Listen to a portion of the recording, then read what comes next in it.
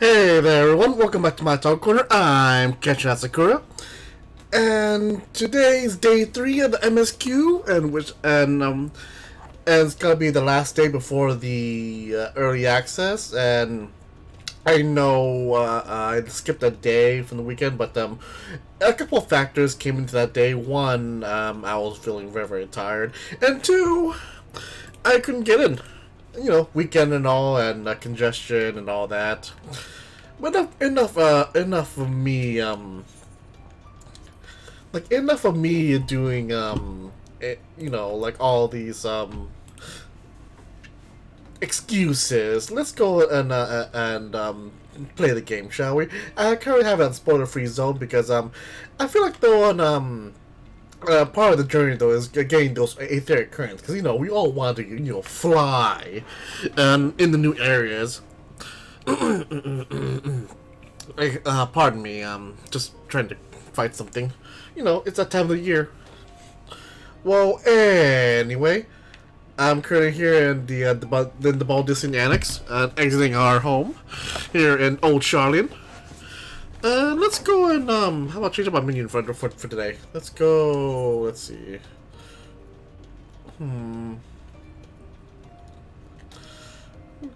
Let's see who. How an old favorite of mine. I always accompany me. Little tiny Nanamo. Tiny Nanamo. Come on. Oh, there we go. There we go. Lots of people. Alright, so anyway, in spoiler-free zone, yeah, the first, both Ratsan Han and, I do apologize. Yeah, both Charlian and I believe, Thavnair is currently, currently spoiler-free zones. I'm not doing the MSQ as of this moment. Oh, Ilzabard. Yeah, Ilzabard and Thavnair. And so, yeah, I'm pretty sure, yeah, that both the Thavnair and Charlian have been shown in the recap. So we had what Yoshi P. So you already know the area, so I'm just gonna do just the missions right here for the 8 character credits, and right now I have the tag for spoiler-free zone. So no spoilers right here, just simple questing, trying to get those 8 currents, and since this is spoiler-free questing, let's go with my ninja, so I get some experience on that one.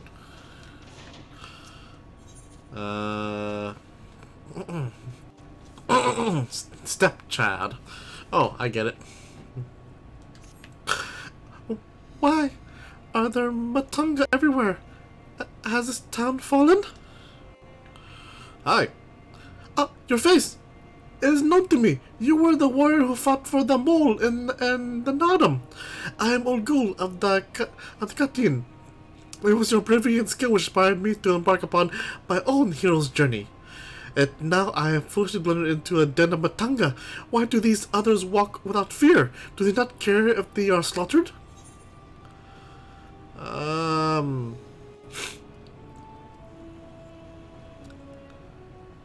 The Arca Sodara are a civilized tribe. I do not doubt your word, but Grandmother would always warn me, if you encounter a Matanga, you turn tail and flee as fast as far you can see. Her tails were awful and bloody, so now the very sight of them, the terror rises unbeaten. No, I cannot stay here. I must earn enough coin to buy passage from this nightmare island as soon as possible. I beg of you to stay at my side for a time, just until I meet with this Kana, the person the sailor told me about. She is said to have work that pays a fair wage, so I'll see what she has for me. Okay.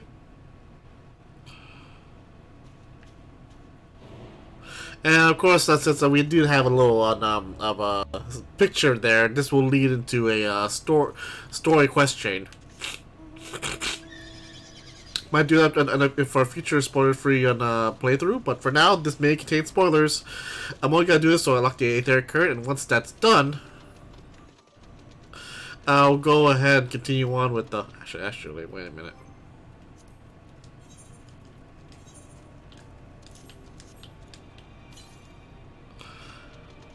Northeast, huh? Northeast. And hold on, is it up there?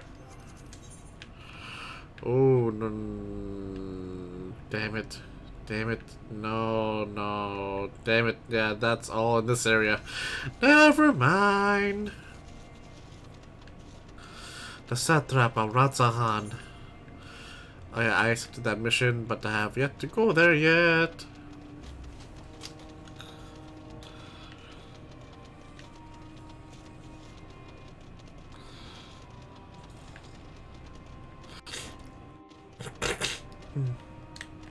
Kankana. Oh god, of course.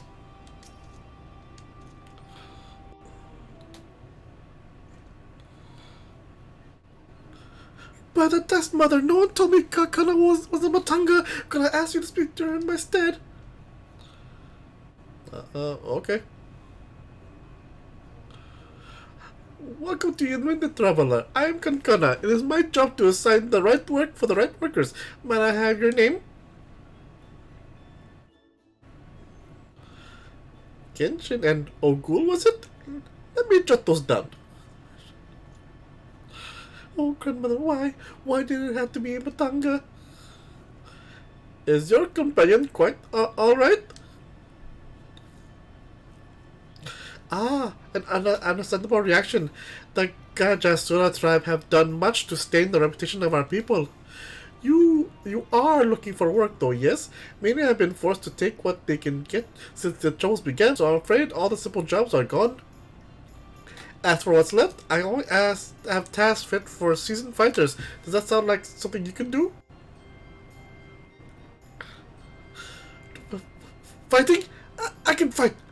Lest you doubt, my skill is likened to that of the Dragonbane, the legendary Chakazo herself.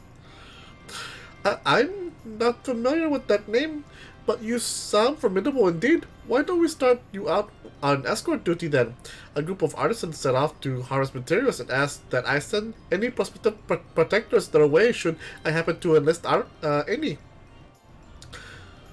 What? They already set off? Is our duty not to escort them?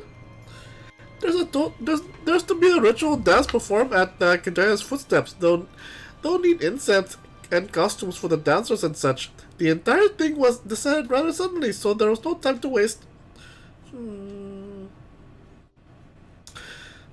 Girl voices. And these artisans you speak of, do they include Matanga in their number? It was Arca Sodra who submitted the request. I hope that won't be a problem.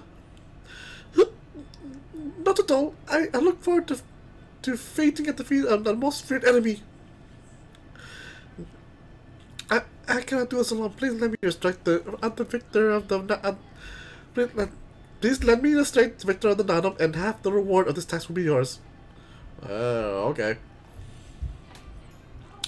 The artisans didn't plan to venture far. Leave Yedelmen to the west, and you should soon come across your employer. Then this is where we shall meet. You will find me there, yes?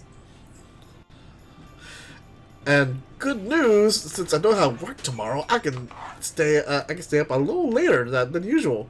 Hooray!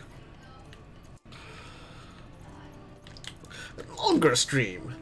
Make this last day of the early access a little extra special.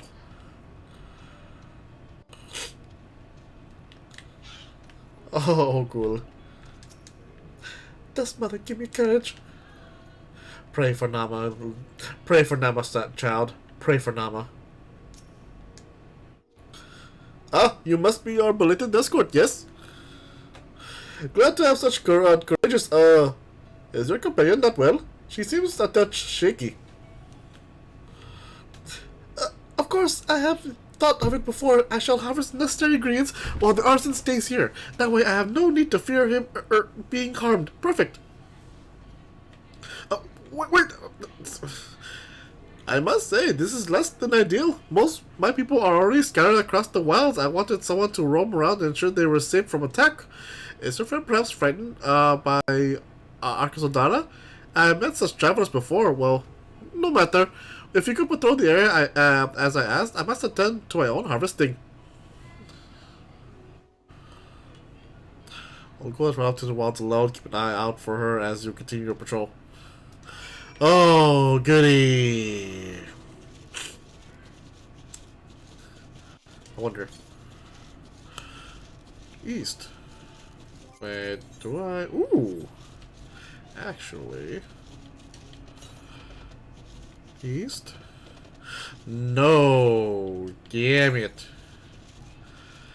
More east, actually. There you are, all the way down there. I see you. I see you. I'll be down there in a minute. An egg and elephant.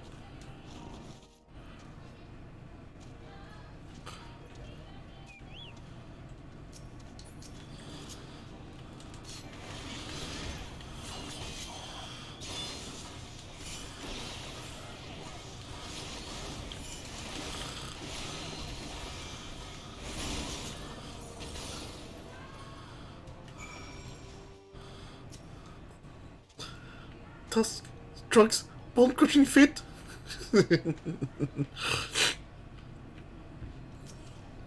Must have been a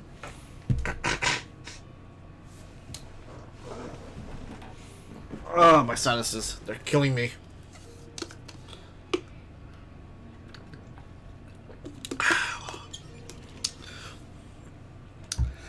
She must have been like either trained or met Hien, because I didn't see much samurai in the Azim Steppe. But then again, I didn't see. No. Yeah, most of the people that Azim Steppe during the Nodum was like archers, spearmen, a couple of warriors, some mages, never samurai.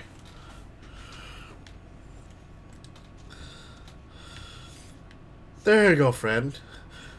You must think me foolish. I was so absorbed in my task that I failed to notice the ground shaking at the approach. Still, my injuries are light and my satchel is full, thanks to you.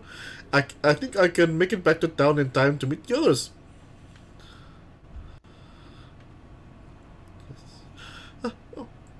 What happened? Did you slay the beast? That was a near thing. I took the first one by surprise, but the second... Knowing my tongue stood in my back, my mind froze, and my body refused to obey. Grandmother taught that we should let fear wash over us like water, but due to my shame, I could not have failed her more thoroughly. That sounded ungrateful. Why did you follow me?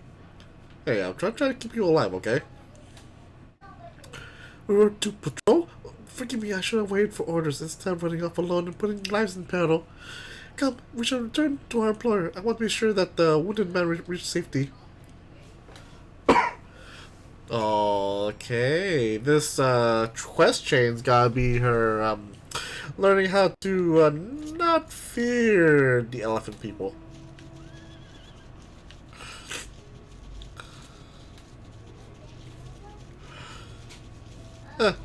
Today, 514 finally added Luxodons in their game.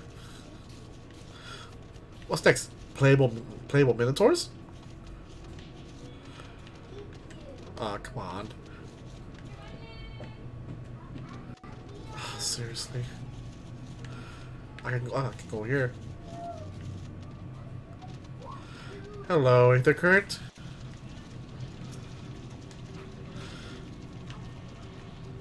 Do do do do do do do. Do do do do do do do do do.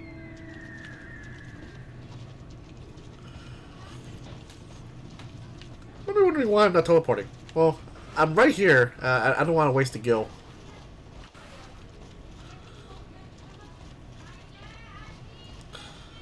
Ladilmud. I should try to learn more, a little bit more Hindi to actually get the names right. Is it this way? No, this way.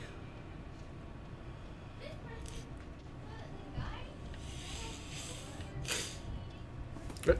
Give me one moment. Sorry about that.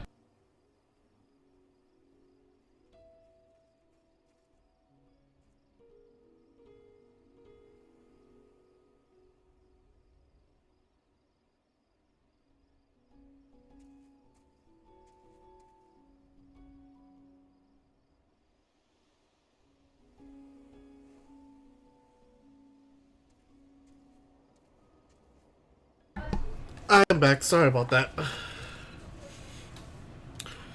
It's always when I stream I start to actually get sinus problems.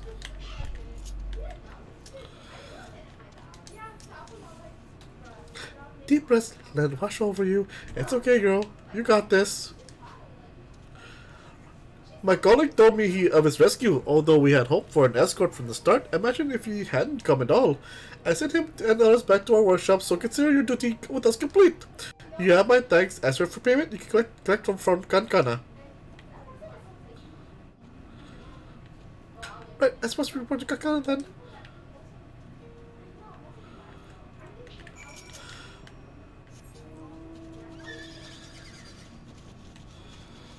Wee. And there you are. Ah, there you are. Your employer expressed satisfaction with your work, so congratulations on your job well done.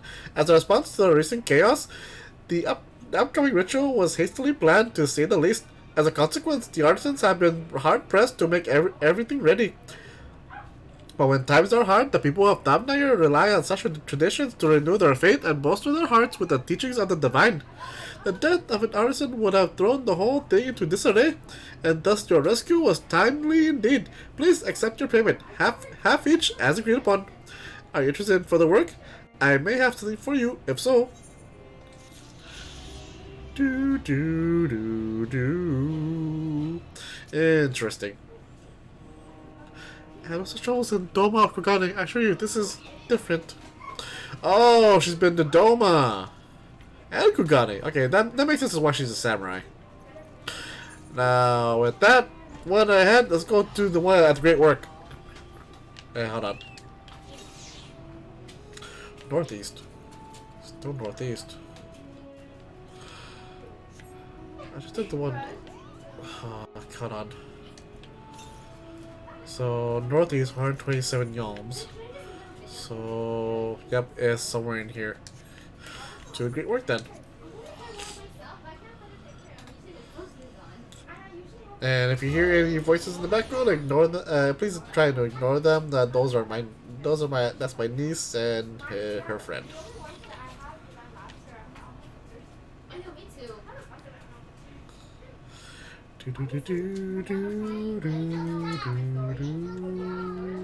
Oh, question, nieces.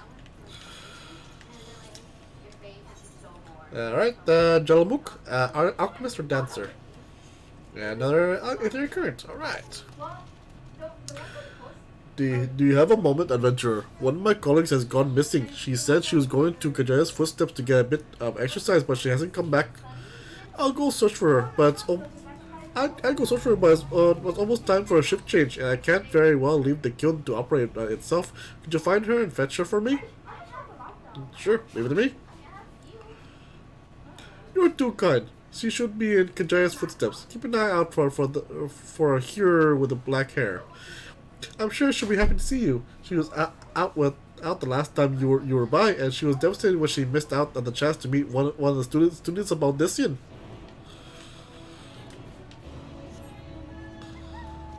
Let's go, Wolfie!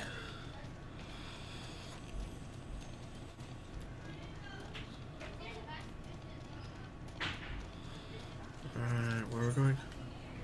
Alright. Almost time to fly, I guess. Oh, well, not really. Aether Currents, get one more for the quest line, but I still need to find, like, 1, 2, 3, 4, 5, 6, 7 more on the field. Northeast. Yeah, I'll get the rest on the other side.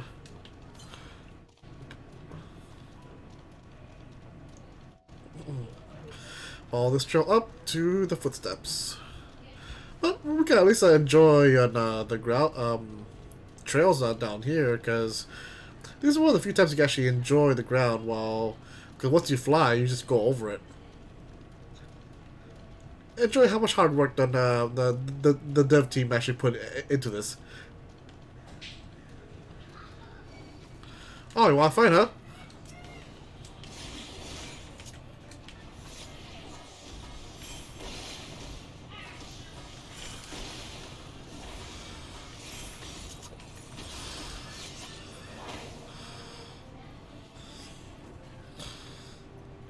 Take that.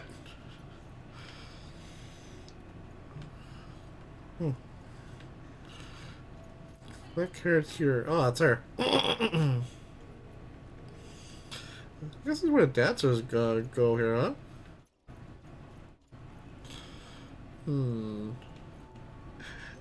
Just to be a little cheeky.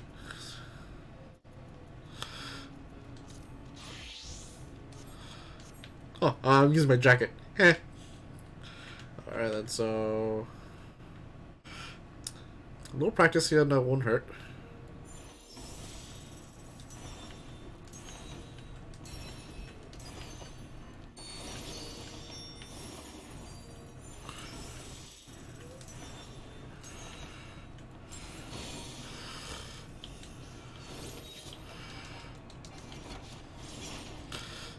Alright, enough fooling around.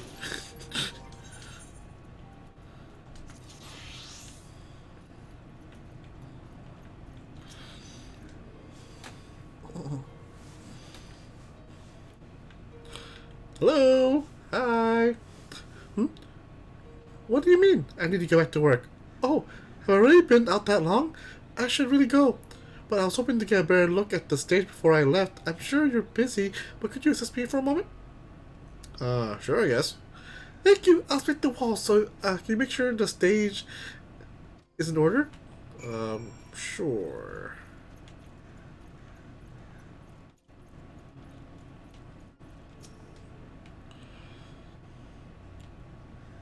That's right. Feel the sparkles. Some of the paint is worn off. It could use a fresh coat.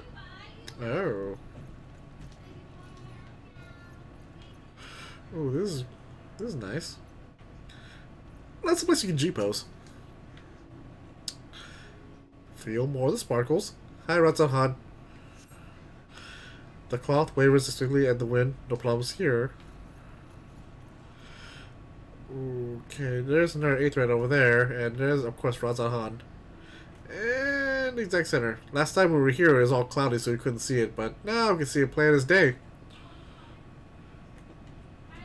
Well, plain as night.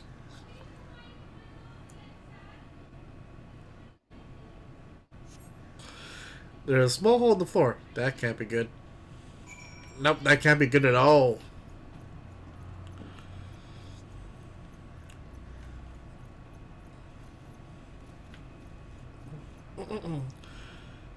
Are we humans? Or are we dancers? I thought that was a Pizza Cat. Any problems? The floor and the paint? I have to fix them the next time I come by. Thank you for checking. You know, it seems odd that I never met you till now. You wouldn't happen to be a adventurer sent by the students of Baldissian, would you? That's right. You are? And here I was delegating your menial task. If I had known I always admired travelers like you. You see, I was studying to be a dancer under Mistress Nashimiera at the time. I wanted to see the realm as I traveled for performances. Maybe I still can. Not as a dancer, of course, but as an alchemist. Oh, but we should hurry back at the great work. I don't want to cause any more trouble than I already have.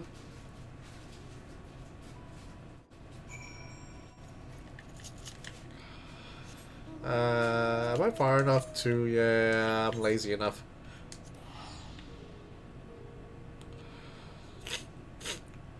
Pizza cat!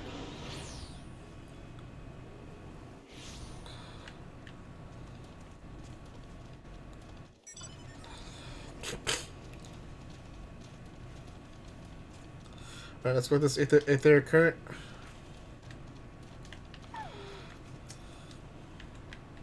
Ah, there you are. I heard you helped my colleague with their stage inspection while you were out.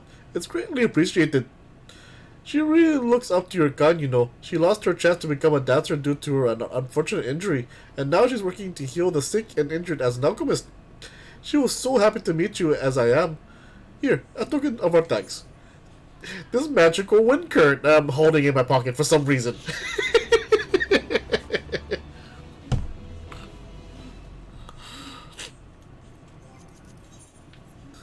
Alright, then now for the long travel. Yeah. Alright then. Back as a paladin. There's still a spoiler-free zone because we haven't entered any cutscenes at all. But now we're off to the main story quest. Enjoy the spoiler-free zone while it lasts. Let's go take a shortcut over there. Alright, Burb. Sorry, you can't fly yet because we haven't attuned ourselves to the winds.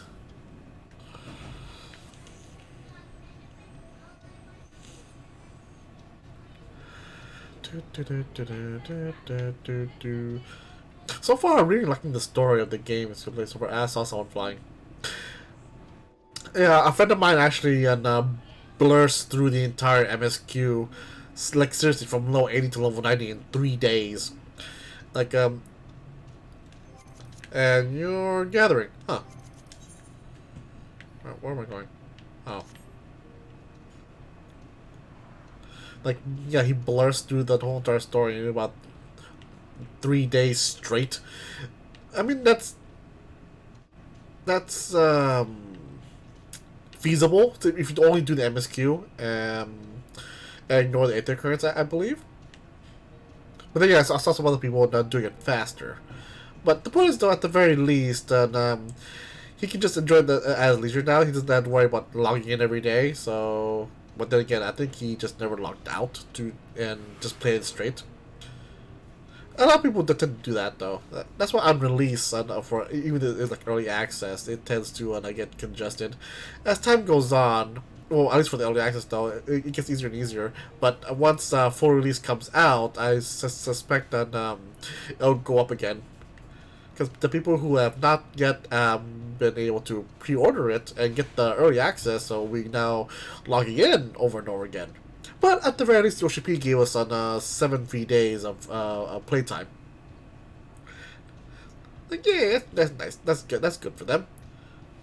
That's nice for them. Hey, everyone's here! Sorry I'm late. My bird was slow. And just to make this official... Boop.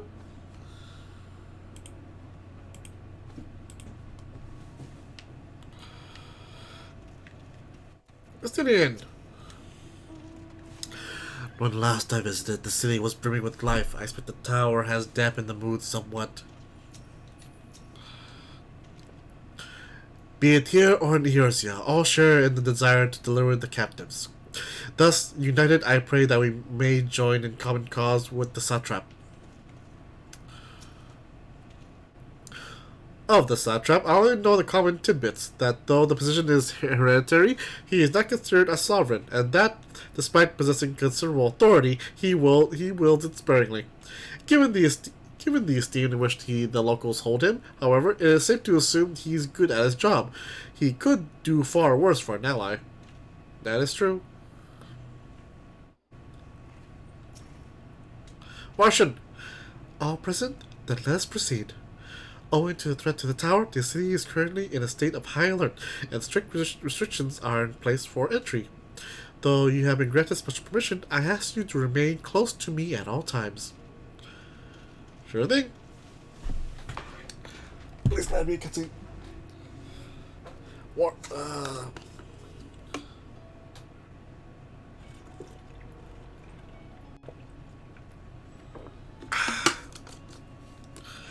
Water.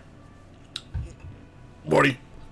Ooh. A vast rock squats upon Favne, and to its stony surface clings the city of Radz Adhan.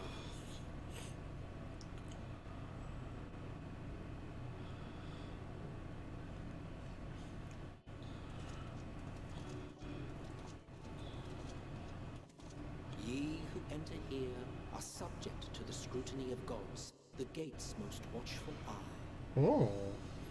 The orb which beholdeth the truth of all things.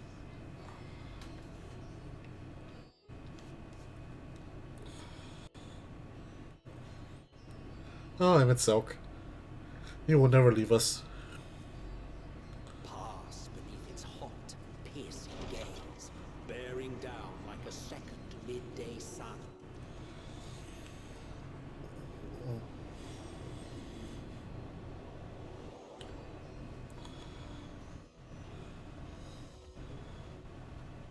The fragrant haze, a mixture of sweet incense and acrid smoke. The cries of merchants mingled here with lively melodies accented by dancers' feet.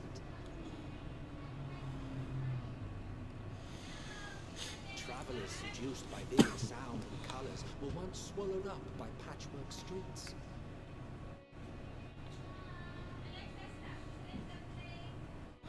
Ilsabard, Radz Adhan.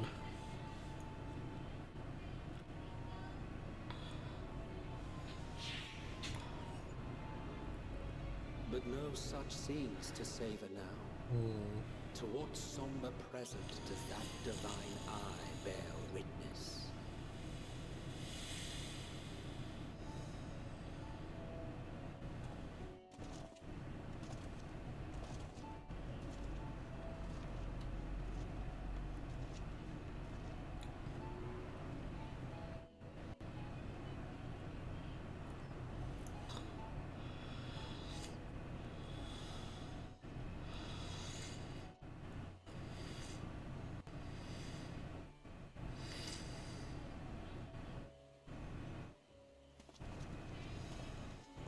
Here we are, Nagadota.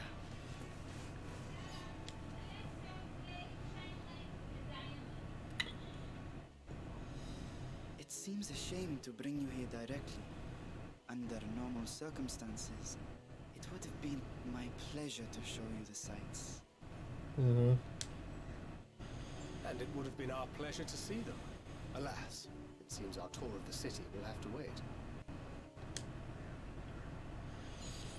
I'm afraid so. Come, we should head inside.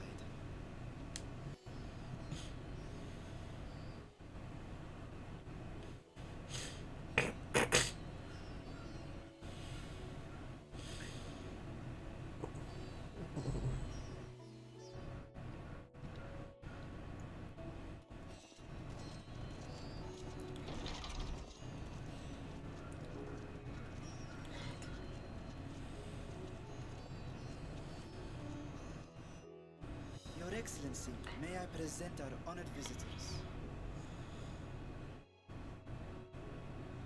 Ah, splendid. Most splendid.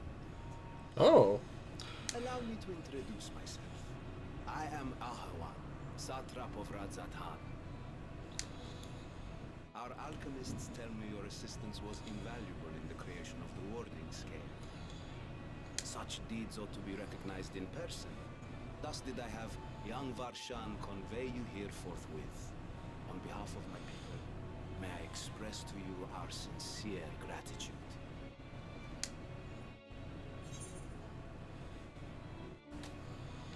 Not everything went to plan.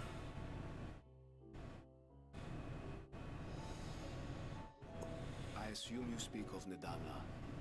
A regrettable incident indeed. Her colleagues insist that we honor her wishes and trust in the talisman. That it will be instrumental in saving Nidana and the others. I am eager to hear your opinion on the matter, so let us not stand on ceremony. Come, sit. Ooh. Bowls of fruit. I think not. Huh? This charade has gone on long enough. Show yourself. Oh, Estinian? Forgive me, but were you expecting musicians, perhaps? There are no performers waiting in the wings at present, but arrangements could be made if you prefer. Nay, he hath the right of it. Oh. The time for artifice is past. Raise the curtain. Vitra! Oh, we gotta see Vitra! As you wish.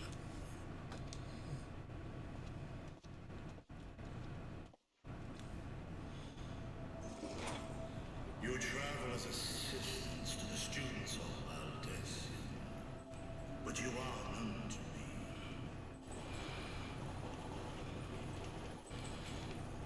Even here have we heard of the Scions of the Seventh Dawn.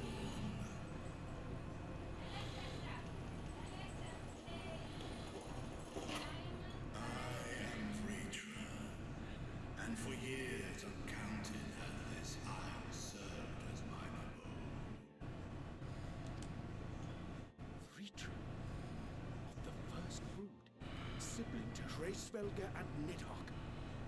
Aye, mine elder brothers, of Midgard's former spawn.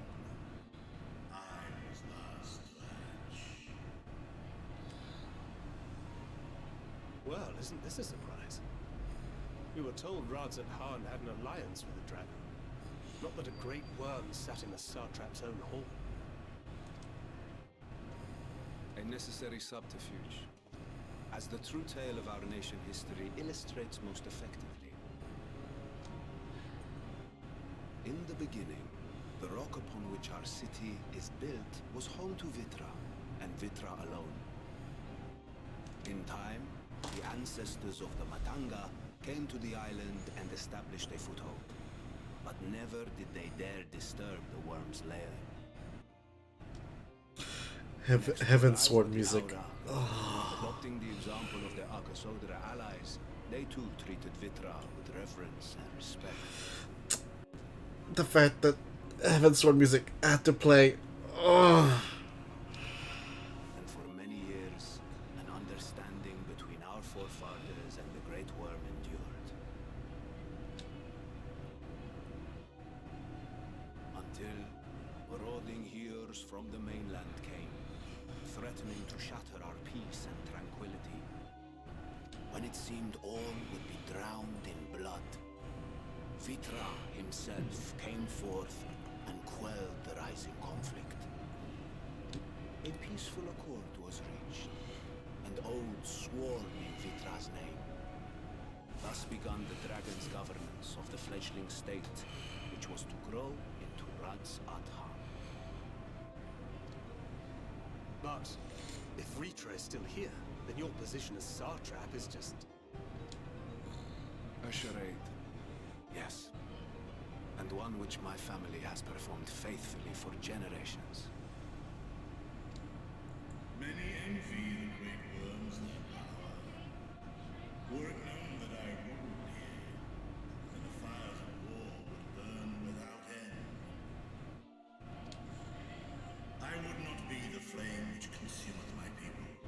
Those few who joined me in laying our country's foundations were, perforce, sworn to secrecy.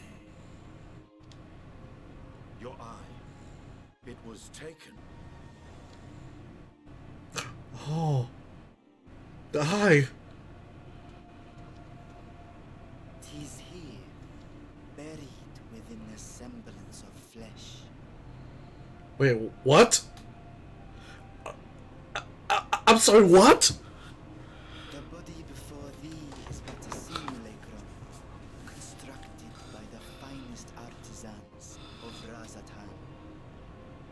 mine eye nestled within. It doth serve as an inconspicuous vessel for my will. You clever bastard! Oh my god, Vitra! You smart dragon, you! That would explain why I felt the presence of a dragon on our first meeting. I am woven with words fashioned to deceive such arcane senses. Though 'twas short-lived, it seemeth thy fusion with my brother hath left thee much altered, Estinian warm-blood.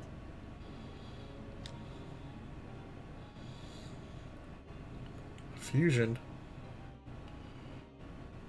From the very first, we sensed the nature of one another, yet did neither one of us bear his fangs. That is all I need know of thee for now.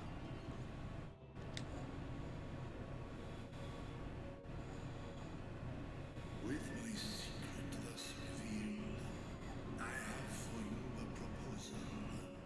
Not as a worm of the first brood, but as the ruler of Rats. With all haste must we take in hand the finished talismans and reach this foul spire. Thence, should it lay within our power to dispel its wicked influence. Yet even with the assurance of the warding scales, the narrow confines of the tower doth limit the size of our force. Dungeon time! Thus denied strength in numbers, thou must choose thy soldiers with care. Dungeon time! Just so. Yet though our radiant host is formidable, I see a sure path before me. Thou and thy comrades have contended with a multitude of primal beings. Most recently, thou didst cast down false gods in Pagalthan and Cartanau, I am told. 'Tis upon that strength I would call. The Scions have proven themselves the most capable, and I ask that you serve as the tip of our spear. Talismans would, of course, be provided for each of thy companions, and should you agree to this undertaking, more will be provided to make use of as you see fit. There's no denying it's a dangerous proposition, but the rewards may far outweigh the risk. Just think of what we might accomplish if we could equip all our allies with warding scales. I worry, however, that even the four of us may be too few for what you have in mind. Might we regroup with our friends first to discuss the matter? 'Tis no trifling task that I have laid before you. Go. Steel your hearts and hone your plans. Time as you require shall be spent in crafting your protective charms. It seems a quick trip back to Charlia is in order. Woohoo!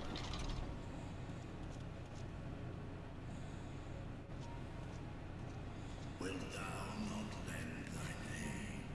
Estinian.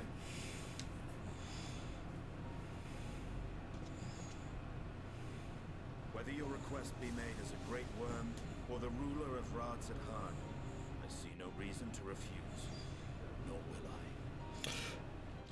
Oh, Estinian. Estinian! He's the Azure Dragoon. Oh, Jokat.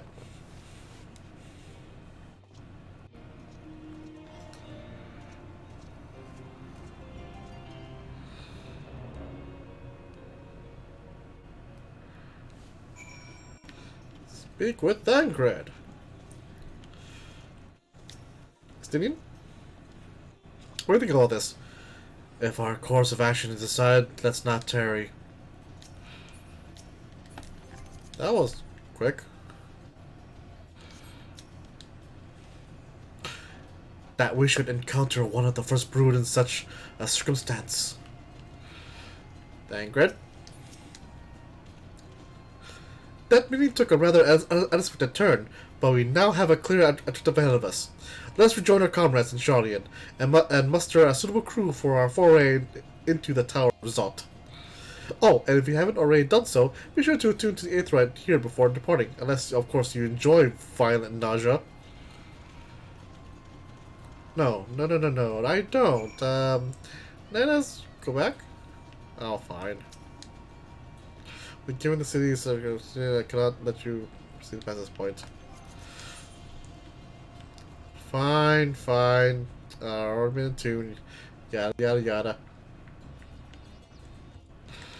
Back to the Charlian, I guess.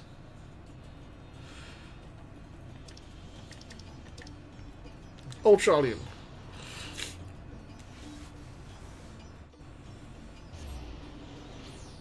Wait, 1,000? It doesn't even normally go over 999.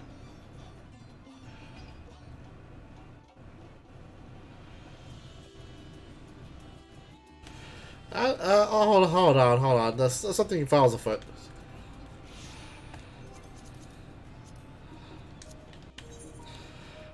Oh, never mind. 1,006. Oh my lord!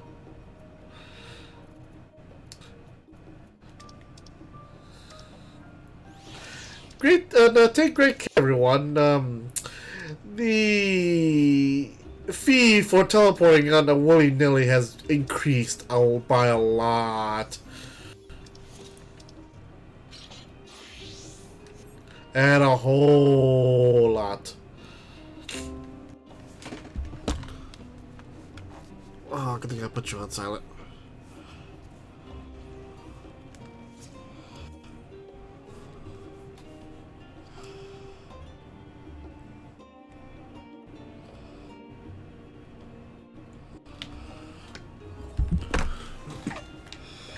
Alright, then to the annex we go. The annex. To the annex. Whoa, to the annex.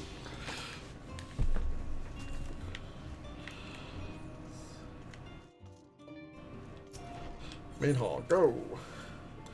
Main hall, go!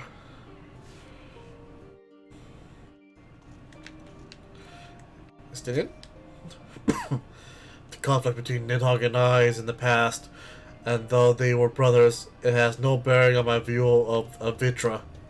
Above all else, he is a leader of men, not an enemy. He would hardly dedicate his life to this endeavor if he bore our kind with any ill will. Vitra and his alchemists have prepared us for a foray into the tower. What we may accomplish within its twisted halls remaineth to be seen. That Cassandra languish until Feroid chains doth forewarn us that of the nature of our foe. 'Tis the gods of Thamnair will be summoned to thwart us.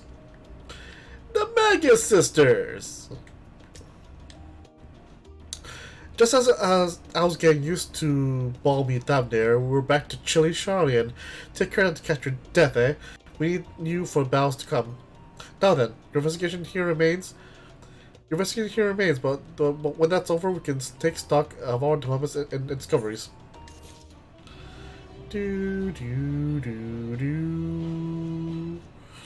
Alright then, part 2, shall we? At least I am done. I still don't understand how the vote could be unanimous. What could possibly convince them all to turn their backs on Eorzea? Anima? If the forum is intent on concealing his intentions, then a cursory investigation will avail us little, I suspect. We will need to dig deeper, and with greatest of care. Y'shtola. The process by which the forum members are elected is fair and equitable. Neither wealth nor social standing offers any advantages to a prospective candidate, but fairly elected or not, Master Matoya still found them all to be insufferable. Of course. It's bureaucracy at its finest. Our tour of the city was a pleasant distraction. I feel more ready now to tackle the challenges of the day. Growl. Ooh. And a slight change has come over Charlian, but together we will divine the underlying cause for the forum's callousness. As I mentioned before, however, questioning the counselors directly is a fruitless endeavor. They seem to have already come to a consensus as to what and how little they are willing to divulge, which is why I began scouring Charlene's archive of historical records for any hint of the connection to the final days. Suffice it to say, the progress has been slow. There are only so many dusty pages one can skim in a day, but now that I have this band of willing reinforcements, the search should proceed all the swifter. Let us reconvene outside the Numenon, shall we? Visit Annex to the right, and you'll find the archives on the western edge of the woods.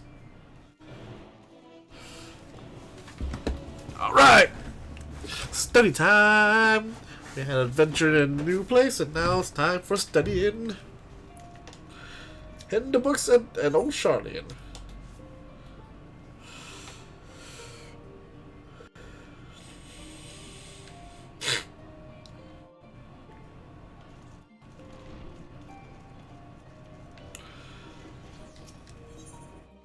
Do do do do do.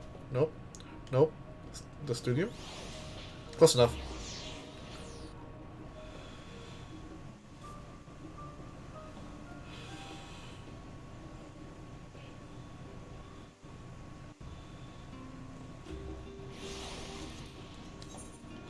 Any members of my free company? Just her. Alright. Let's see.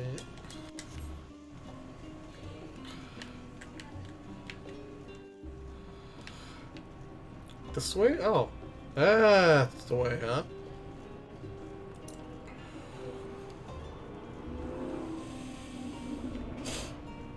Oh, only crowd here?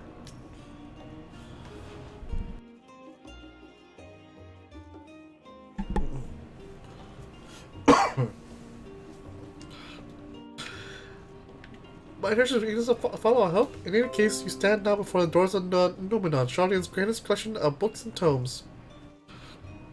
This building is actually only an entrance. One of many of that, for the archives of Numenon extend deep beneath the surface like the roots of a tree. The vast halls of the Great Global Library pale in comparison to Numenon's endless maze of subterranean chambers. Any citizen of Charlian is free to enter and pursue the shelves. We'll peruse the shelves, well, most of its shelves. Only Archons are afforded access to certain restricted vaults. I dispatched Ishtola and Raha to investigate those. Meanwhile, Alize and Afna will help me continue my search through the stacks open to the general public. Your status presents more of a problem. As a non-citizen, you are only permitted to browse the first floor here at the entrance. Even so, there should be a number of books which touch upon Charlian history and other foreign policy.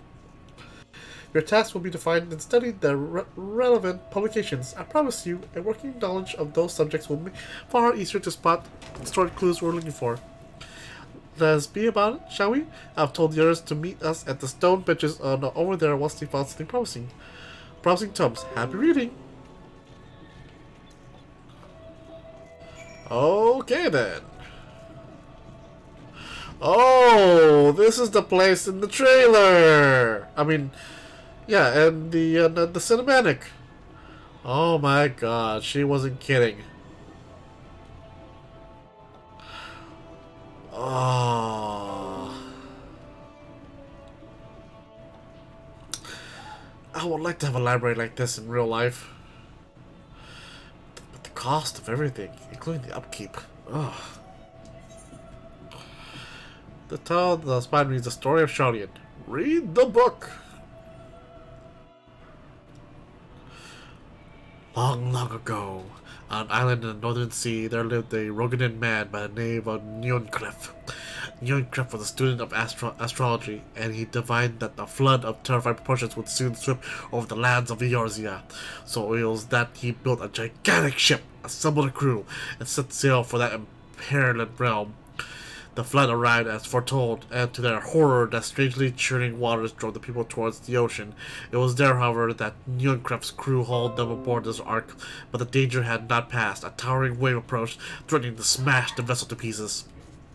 Almost despair, Newcraft wove a mighty spell of teleportation, shifted the entire ship directly atop Amaleth's spine. Refugees from the surrounding regions huddled there alongside them, but it was not long before disputes over the dwindling supplies of food led to violence and bloodshed. Saddened by the sight, Newcraft gathered to him his crew and graceful passengers, and abandoned the Ark to those Ren peaks. They journeyed to the coast where they built a new ship, intent upon returning to the northern seas. They landed on the beach of an island and settled upon that very spot. The settlement prospered and grew, and in time it became the city of Sharlayan. We live to this day. Ah, lore. World building and lore.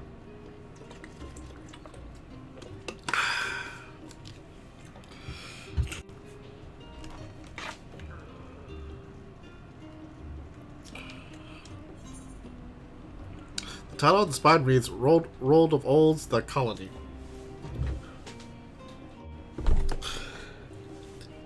Many years ago, on the banks of the Thaliak and the Dravalian hinterlands, a Sharlayan colony once thrived. This settlement was originally established as a mere outpost to study the ethereal sea in the year 1311 of the 6th Astral Era. Scholars dispatched to Eorzea found the facilities wanting, and their demands encouraged a gradual expansion in structures and services. As rumors spread of a growing community of academics, the area was further inundated with Eorzean students hoping to share in the renowned wisdom of the Sharlayans. 50 years later, the Forum passed a motion to recognize what had become a flourishing town as an official Sharlayan colony. Eorzean residents took to calling the colony itself Sharlayan, which led to no small amount of confusion when discussion turned to the subject of the motherland.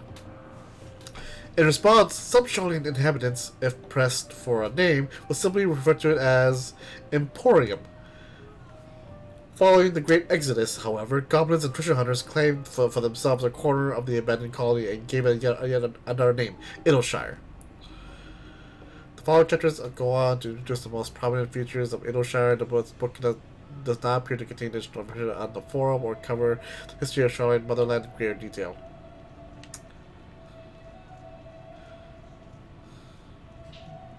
Oh, hello. Ooh, a mammoth. I love voicing these.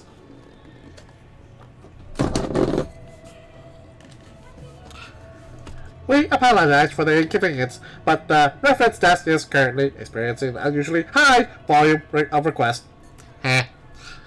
Please stand by until this issue is resolved.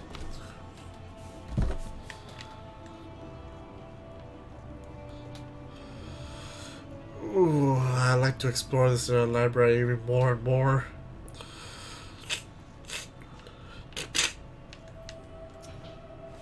Just give me one moment.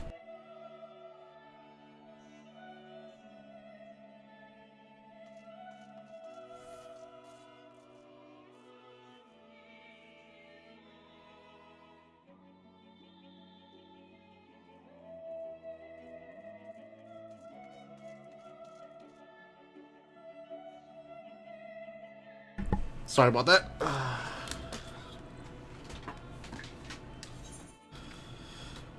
The Fatal inspired read Stewards of the Wisdom. Read the book.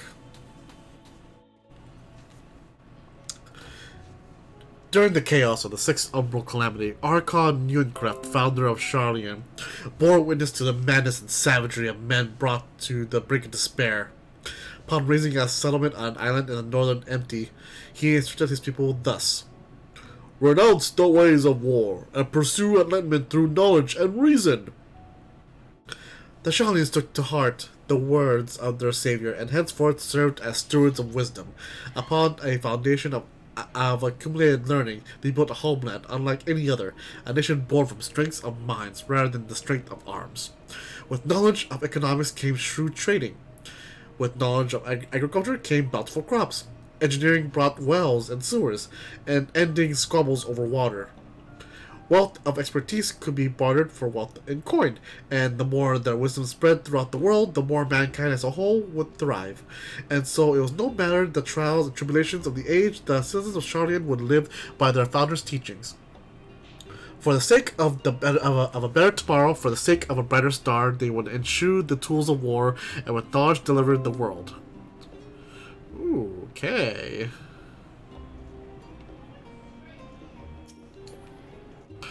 Let's see.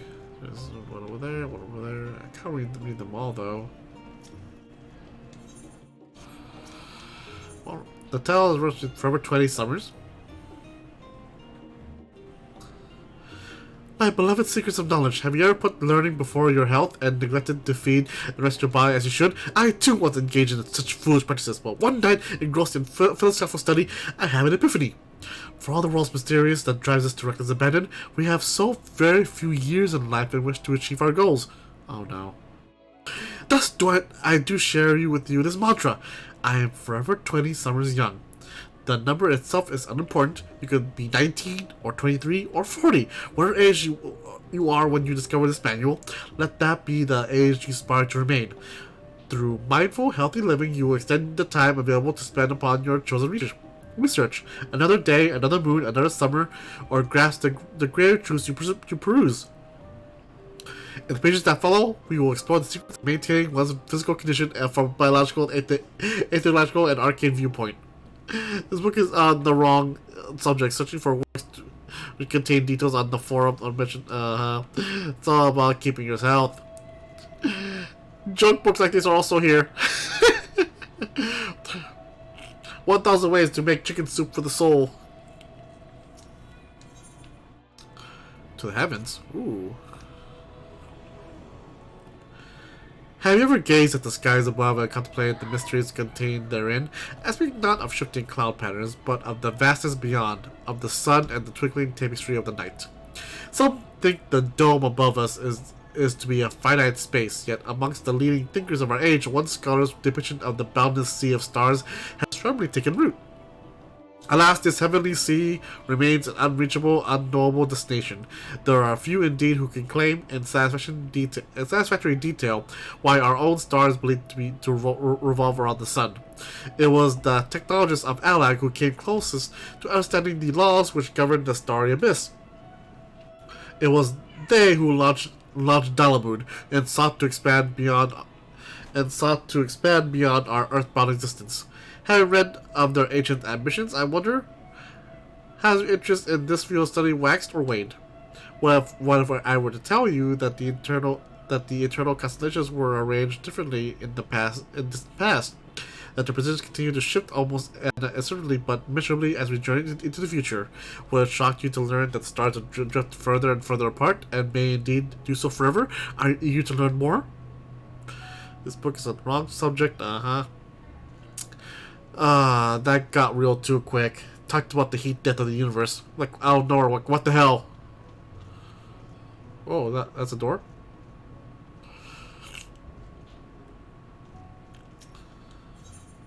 The growing city. Right. Water for this one.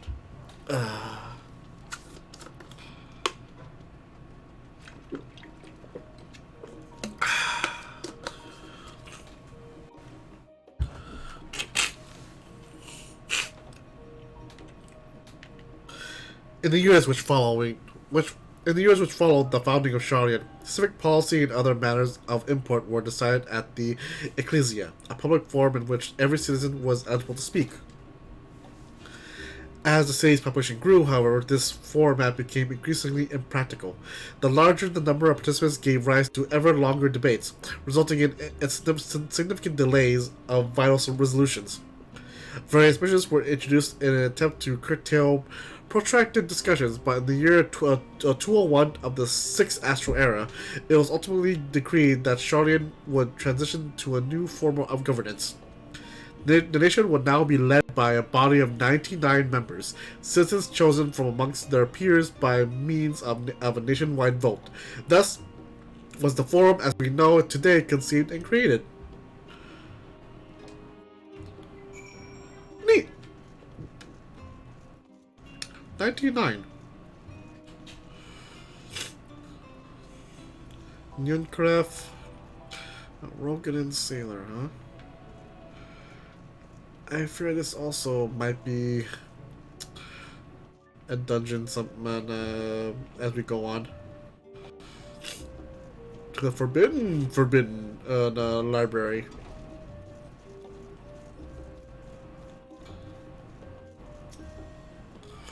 As we wait for our companions.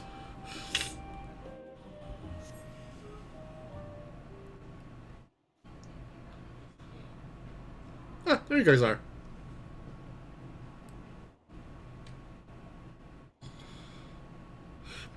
Sorry, were you waiting long?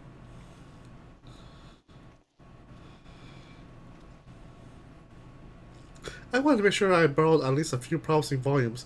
Alphano and Crow should be along shortly. I was delayed in similar fashion. As far as I could see, no tiles in the Archon stacked mentioned the final day specifically, so we have no choice but to start with the tangentially relevant tomes, if they are even that. At present, the plan is to skim through as quickly as we dare and share our discoveries as we make them. It would have been nice to invite everyone to the estate, plenty of comfortable places to read, and ready supply of hot tea. Oh, I was always quite fond of reading outside. But it's not about the little pleasures, is it? You miss your home. It's been difficult. After our arrival, we managed to speak with one of the family's servants and ask how things were. It seems our dear father has instructed the staff that even if Alphano and I were to return to Charlian, we would not be allowed across the threshold.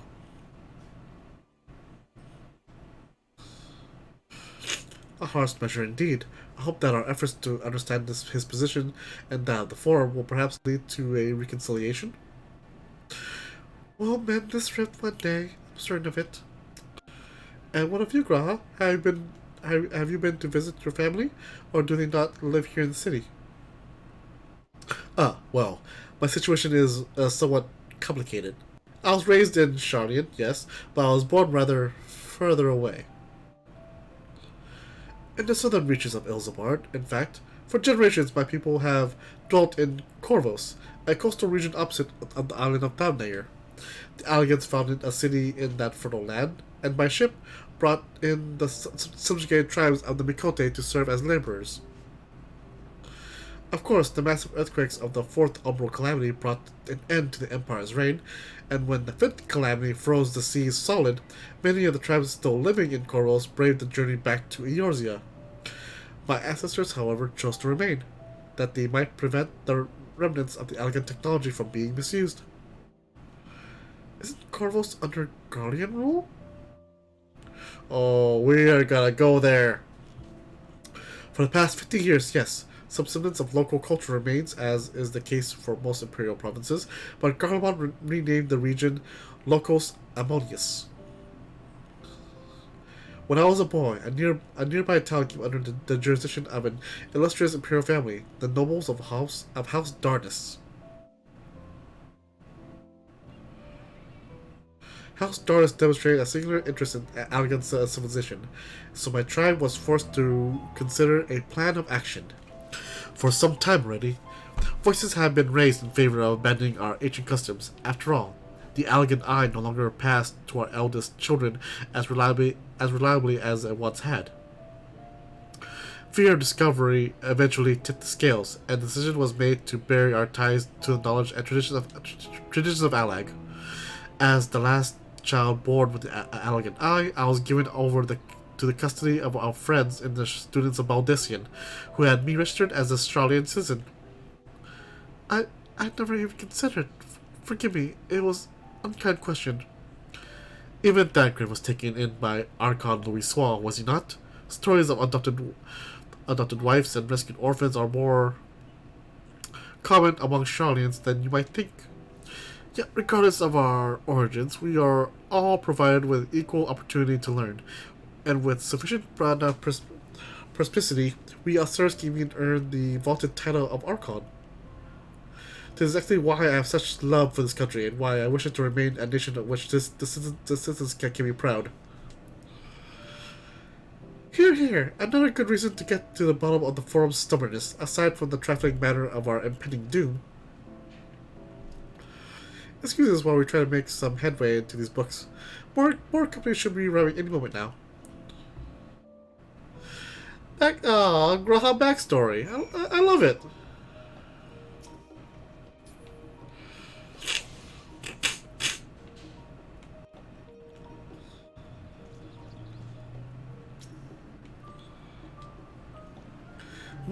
What else do I know of Corvos?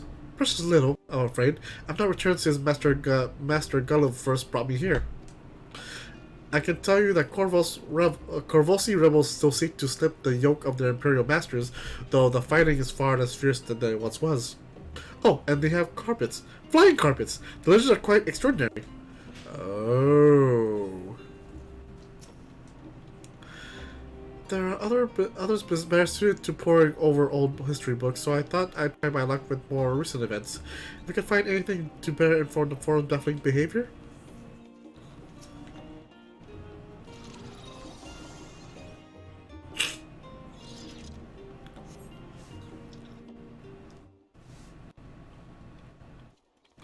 There you guys are.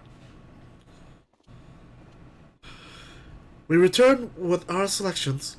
Although I must say the pickings were quite slim indeed, Mistress Crow has already flicked through every history book devoted to disasters, and more than a few which barely made mention of them.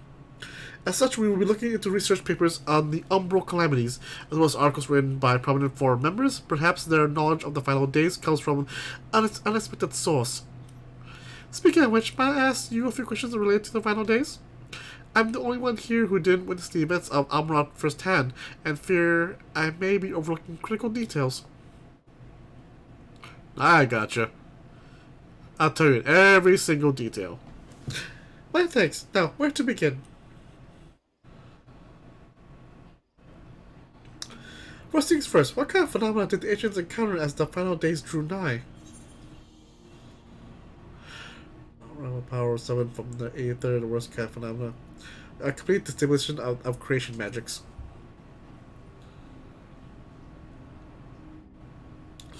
Yes, the unfolding catastrophe wrought havoc on all manner of life. The chaos extended to the ancients themselves, causing their powers of creation to spiral out of control. Fear and despair manifested in terrible, tangible fashion. Meteors raining from the sky, fire erupting from the ground, indescribable abominations prowling the streets. That more or less aligns with my understanding. If only the arts of creation had survived until the present day, we might have had something substantial to analyze. To the best of our knowledge, however, those techniques were not preserved or passed on. Historians reminds us that the closest known magic is that of the summoning rituals promulgated by the Scions. Was there aught else note which heralded the approach to the final days?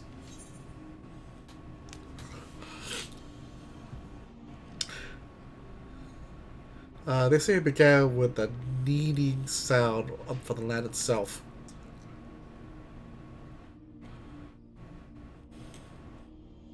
Ah, yes. The Amarantines spoke of it, didn't they? We never did hear this sound ourselves, of course, thrust as we were into the midst of the madness. But it seems that each and every one of the catastrophes were preceded by an ominous noise. Eventually it resounded all across the star, and not even Amarant was spared. So the ground was crying out, you say, to be considered the harbinger of doom. It must have been quite distinctive and probably quite loud. I had to speak with one of the nobleman's mammoths and ask after any books which make mention of such a sound. Last but not least, would you describe how the ancients sought to quell this unprecedented calamity? What distinctive action did they take?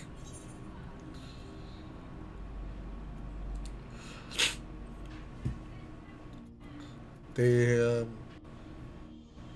got double for this guy. That was us. They summoned Zodiac.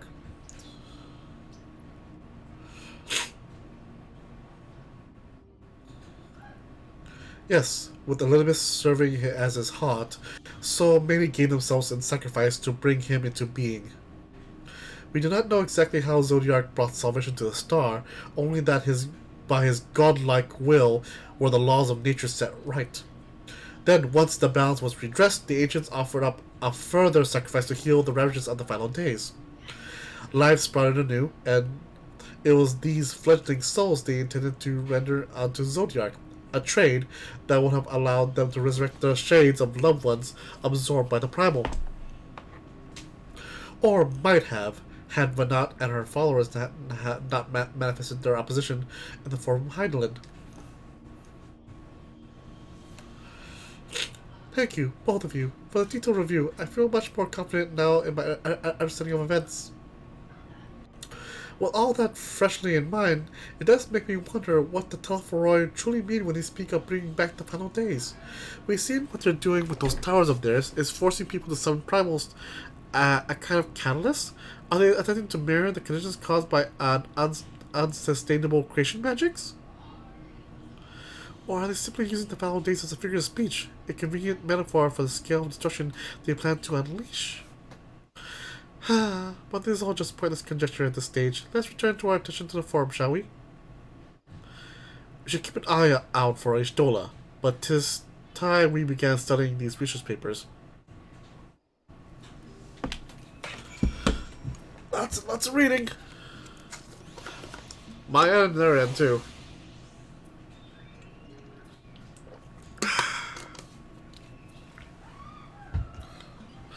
All this lore being dumped on us, wow. Much more than compared to Shadowbringers. Many forum members are also researchers or professors. If they know all the final days, then the knowledge might surface in the writing. That's my hope, anyway. Oh, same thing. It really is comforting to have all these dedicated assistants on hand. Right then, enough chatting, more reading. Alright, Yashtola, let's see what you have.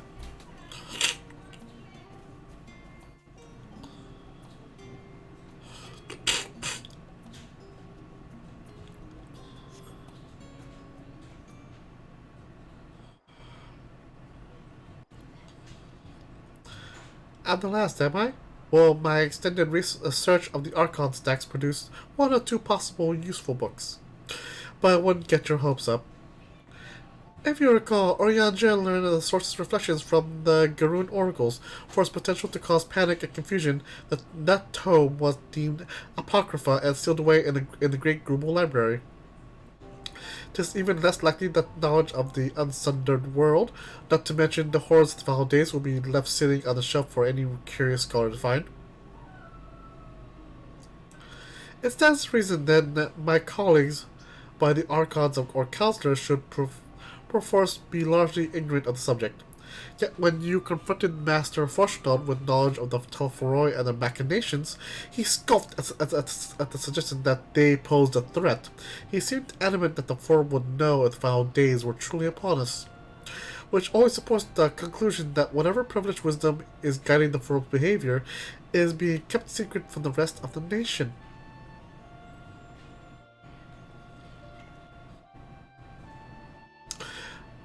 Not that I mean to excuse myself from reading duty. Whether they contain mention of the final days or no, these books could yet hold something of value. You weren't thinking of leaving, were you? There's plenty of work for everyone.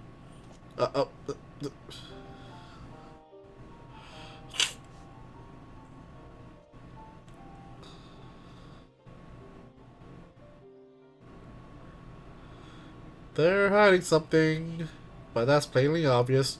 You labor for what feels like an age, as you show us research assistant.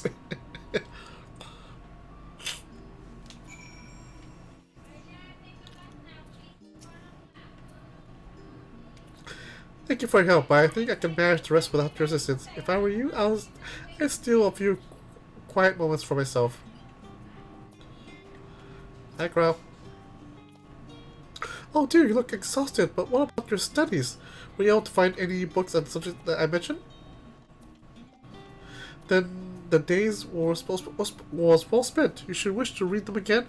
The reference desk will be pointed in your right direction. For the moment, though, I suggest you take a well-deserved rest. We might be occupied with research for quite some time.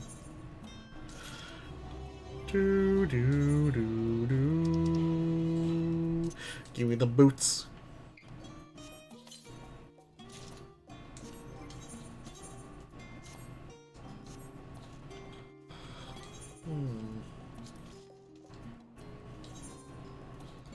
I still have these though. Try on. Ooh. This thing here. Ooh.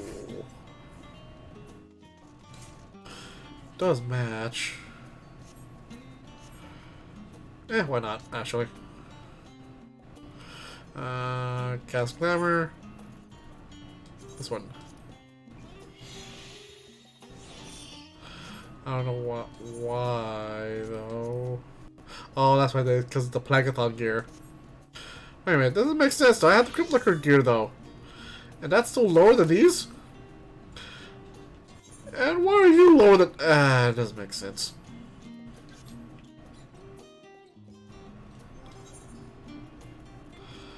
Alright then. Oh, talk to Alize?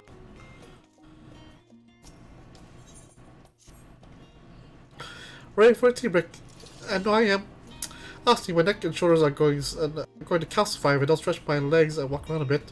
You know the last stand down the harbor, don't you? Come meet me near the outside tables. I'll treat you to their coffee. It's quite good. Ooh.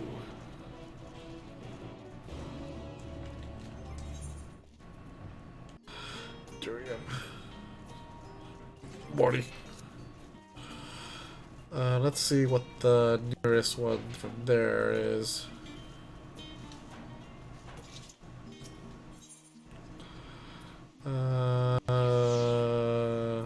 I guess that one.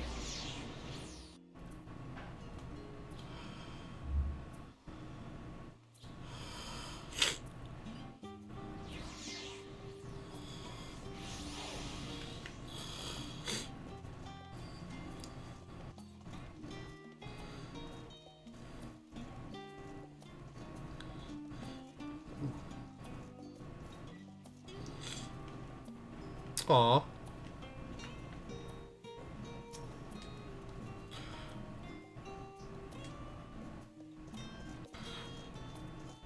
There she is.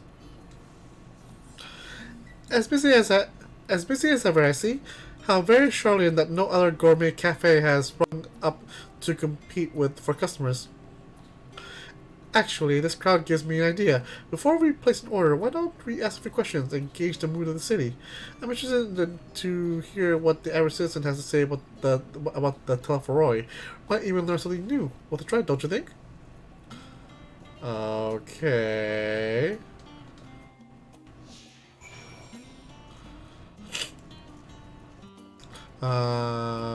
Prondier.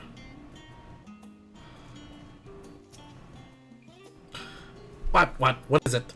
Can a man not enjoy a moment of private respite? If you're looking to share a table, then I especially request that you look elsewhere. You must understand, sir. We were simply wondering if you knew of the Telephoroi. These enemies of peace have promised to end all who we hold dear. And wait, you're the husband of your girl, aren't you? And this man with you is obviously a foreigner. I heard that you were disowned for helping Elsairs indulge in their barbaric whims, and here you are giving truth to the rumor. I'll thank you to leave me be. I'm not to say to the likes of you. Well, I must apologize. 'Twas foolish to me to expect any ounce of civility from one so enlightened. Come. Well, fuck you then.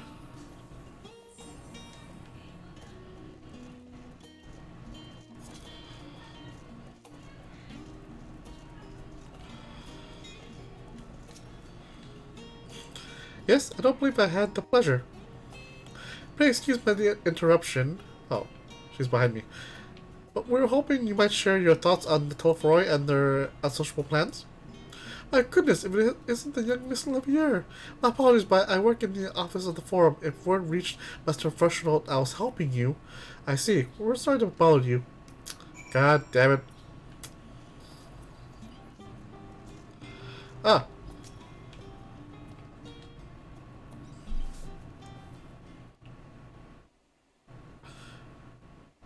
Welcome, sir. What can I offer you today? Huh? Wait, is that Mistress Alice I see here? My word, how long has it been? Far too long. Meet Dickon, the owner of the Last Stand. I used to frequent his cafe on occasion, in between lessons at the studium. That seems like an age ago now. I remember hearing that you and Master Alphina set sail to Eorzea, but then you never came back. Lately, there's been gossip about your father disowning the pair of you. Everything alright at home? It's complicated. I haven't expected complete strangers to be so familiar with our situation quite so quickly. Everyone has an opinion, it seems. Well, it is House Livier. No matter how discreet Master Forstad may have been, news of your family's wrongdoings never stays secret for long. Things being what they are, what brings you back to city now of all times? We have questions that and only Charlene has the answers. Tell me, Master Dickon, what have you heard of anything about the apocalypse called the Final Days? What, like the end of the world? Nothing like that, I'm afraid. And what's that? And that's what you're here to find? Information on this apocalypse? Yes, whatever we can learn. Unfortunately, your patrons appear to be unwilling to speak with me. I wish there was more I could do to help.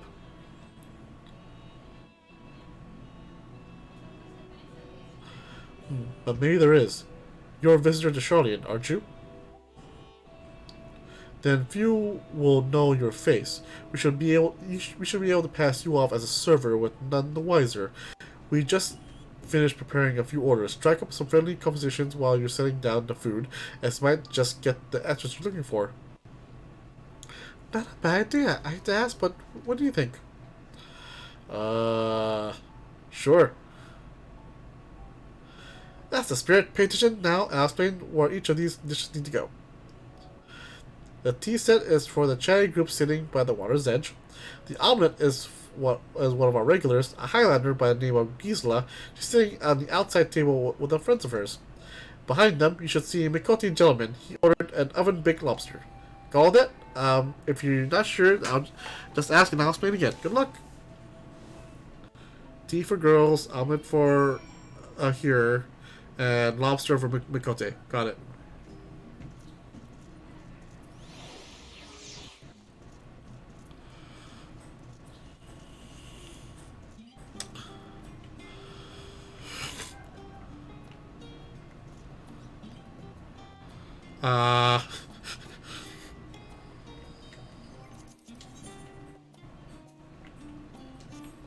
I think this is the tea set. Oh, my tea set! Lovely, thank you! The telephone who? I'm sorry, I've never heard of them. Or their final days? My friends and I are somewhat uninformed when it comes to current events. Now, if you want to hear about the ritual arcane practices of the 6th Astral Era, common or esoteric, then I'll be happy to talk your ear off.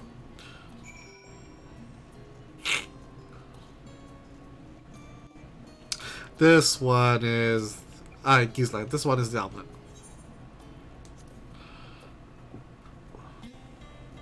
Ah, finally. 2, 4, 6, 8. Let's begin. No time to waste. Yeah! What? The Telephoroi? Oh yes, I remember seeing the name in the latest Gazette.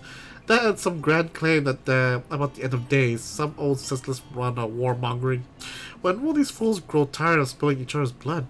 Best stay out of it, I say. The Forum made the right choice, and I fully support our decision to remain neutral. And you, sir, are the lobster.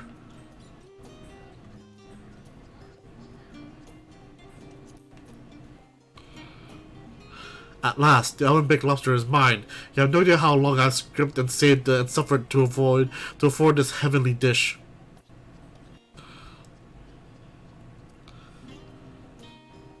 The Final Days? This is the first time I heard of it. Although, that would explain why my friend has been rushed off his feet. It must be a busy time to be a gleaner. You don't know what a gleaner is? They're collectors of sort. Travel the world of procuring things that we haven't got here in Charlene. Priceless books, unusual life specimens, and so forth. So name for these folks to trail off patrol after the reapers in the fields, picking up every grain which was missed. By all accounts, cleaning is most meticulous and demanding profession. If Telforoi make good on their audacious threats, then many uncatalogued rarities could be lost forever. Why else would the gleaners be buzzing about in such a frenzy? Watch the harbor. You'll see what I mean. They're carting loads in from the docks all day. It's never been this hectic before. Not like this. Aha.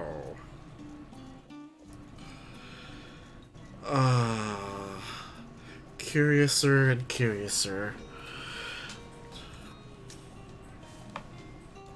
Any trouble with the customers? Were you able to get anyone talking? Interesting. They seem unaware of the final days, aside from whatever vague news the gazettes are printing. Even Dickon had nothing to offer. And he's the best source of gossip in the city. If the firm does have secret knowledge, then they've done an impressive job ensuring no one whispers it in the wrong ear. In any case, I thank you for playing the part so well. Here, that cup of tea, a cup of coffee I promised. Let's try to drink somewhere else, shall we? Maybe behind the prison town, away from the gossips and their wagging tongues.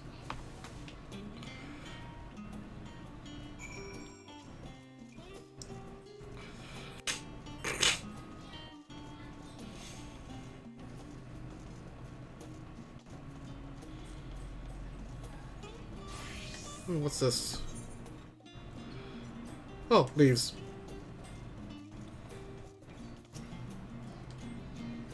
Yes, this should do nicely. Out of the wind and out of sight.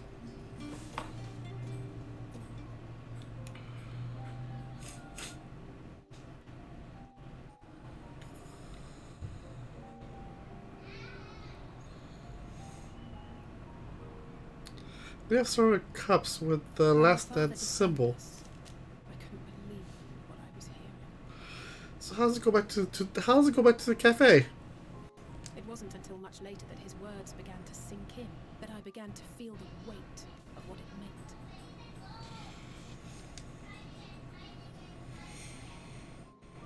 Do you remember when the decision was made to come to Charlian? Grahal said that the Forum was determined to keep us in the dark, and that Father's venomous performance was part of that strategy, to keep us at arm's length. Perhaps it was. Father argued with Grandfather on many occasions, but never with such dismissive contempt. And when he demanded what justifies the sacrifices we make in war, I honestly didn't know what to say. Neither did Alpha know, I know, but never for one moment did I believe we had made the wrong choice. So all I could do was fume silently. It was only afterwards that I realized how childish I had been. How being stubborn and self-righteous must run in the family. If I could have just mustered a civil response, then things might have turned out differently.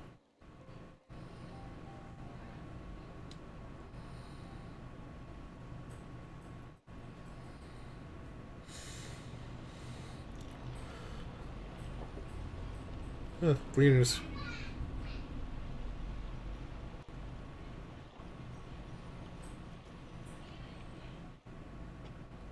They must be ferrying goods to Labyrinthos. Labyrinthos? A vast complex beneath the island. Charlian is famous for archiving knowledge from around the world. Well, that knowledge is not preserved exclusively in dusty tomes and desiccated samples. Oh. Oh, hey, Amber. Oh, yeah, I wouldn't mind help on teaching you on D&D sometime. You might have to ask again, maybe after the holidays, because until New Year's or a week or so after New Year's, me, Edward, and everyone are very, very, very busy.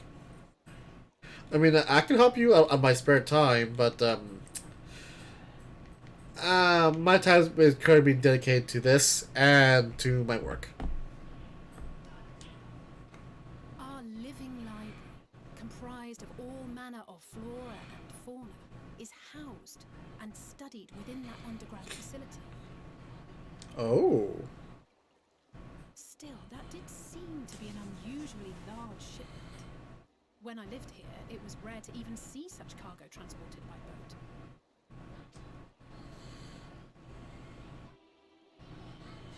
Wait, didn't you hear something in the last stand about the gleaners coming and going more than usual? I think they're the ones we saw manning those boats. And gleaners answer to the forum. I would love to as well, Amber, but that's more of a decision for everyone to make rather than just me. Again, I had to ask them, but then they're not on a weekly basis anymore because of the holidays. But once our schedules open up after the holidays, we might be able to actually reconvene again. If the appearance of the Telophoroi prompted this sudden burst of activity, then Labyrinthos may hold a clue as to what the Forum is planning. Ho ho ho!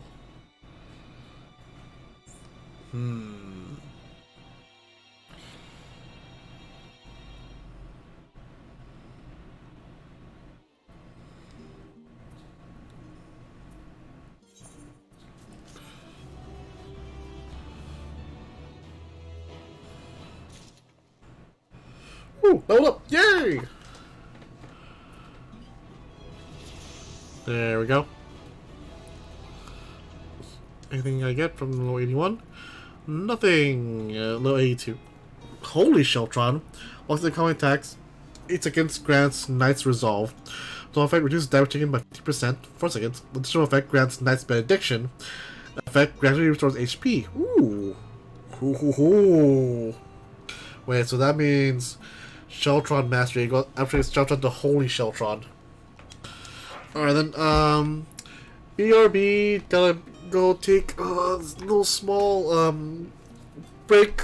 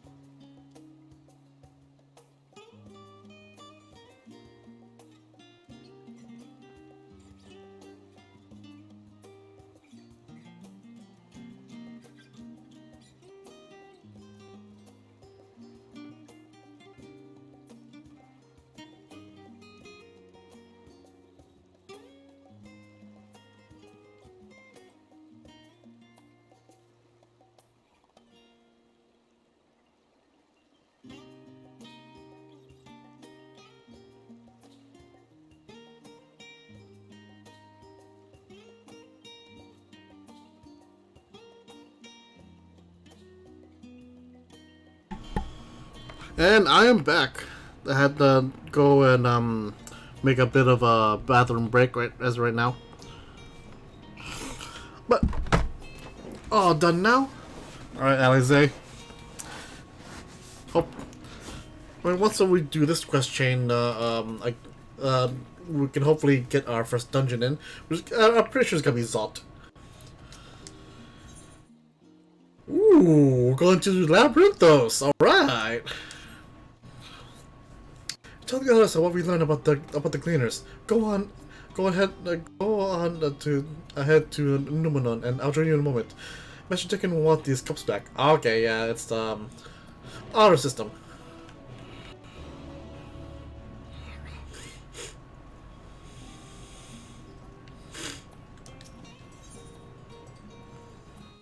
Right there.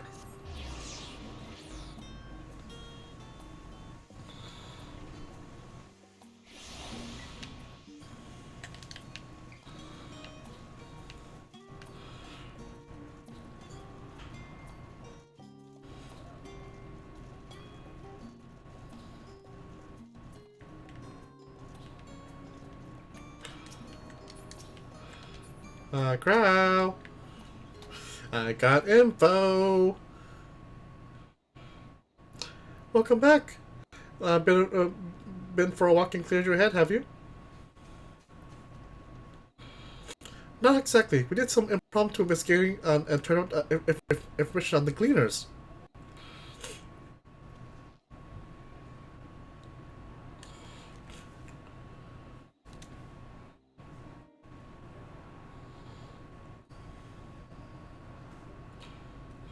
It makes sense. These Gleaners take their requests directly from the institutions and bureaucrats, but as you say, they ultimately answer to the forum.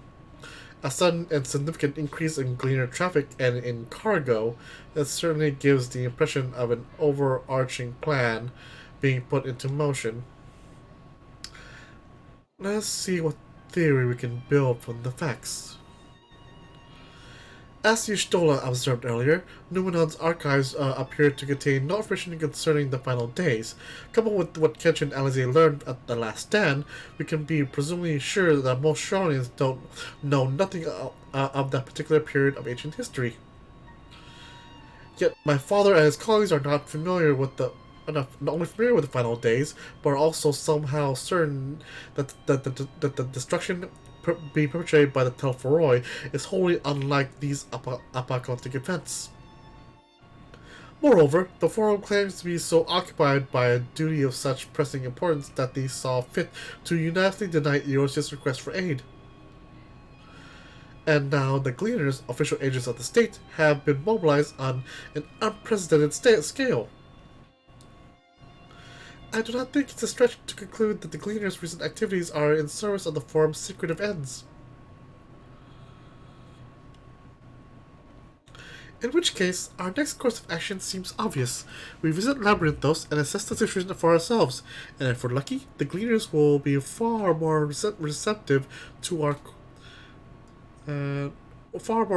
questions.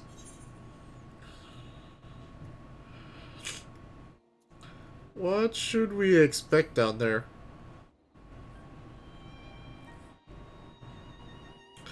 Oh, I would hate to spoil the surprise. Oh, Kryl. As for myself, there are a few more subjects I should like to research. I may join you later, but feel free to leave behind your borrowed books and be on your way. I'll see to that each is returned to its proper place. That would agree. Oh, that was Graha that said it. That'd be good. Thank you, Raha.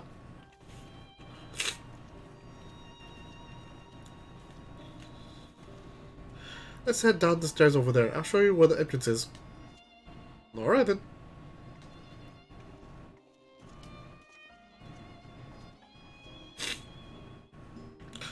Actually, I've been wanting to do this ever since I first saw this little spire thing. Can we? Yeah, we can! Hello, new AFK spot. Whee! Ow.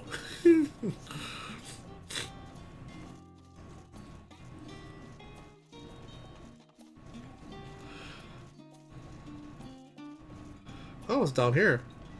Oh no. Ready? Labyrinth is not too far from here, but you may find the path a bit disorienting. I'll take the lead, so stay close. All I say to try not to fall behind. Off we go then. Go. Oh, come on, seriously? You have to... It's just slower than walking. Oh, God. Fine. I'll keep your pace. You're doing this on purpose, aren't you? So you have your day with the Warrior of Light.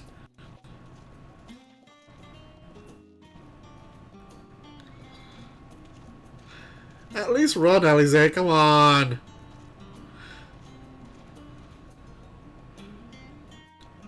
Okay, now you run.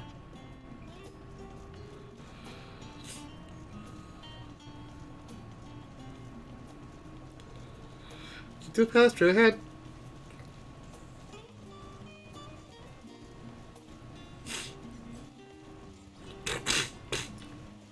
Is that tower? I bet it's that tower. little small tower right there. Not the coats over here. Up here? And I was right. No, no, not that. Could have just took the 8th right, you know. The Rostra, not far now.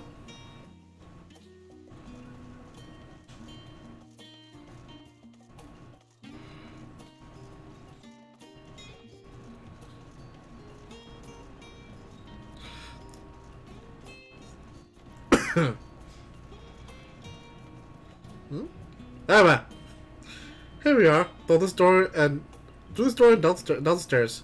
You didn't remember the attune to the shard back here, didn't you? It will make your life much easier if you need to come back in a hurry. Otherwise, we should keep moving.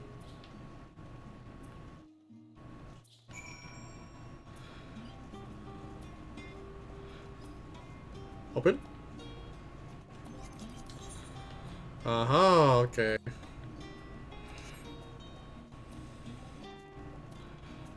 Hello. Don't mind me. Just going down to Labyrinthos.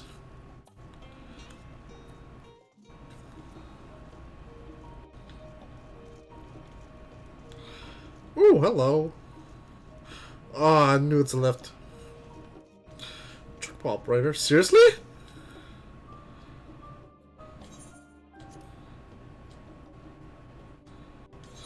I guess check we're not down the lift though.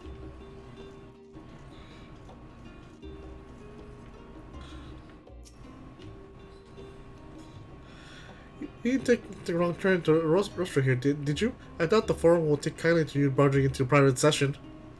Oh, that's where the forum is, huh? Oh, yep, the Rostra. I've not been to Labyrinthos the longest time. Even as a student, my visits were very few and far between. How did the forum learn of the final days? Exactly how much do they know?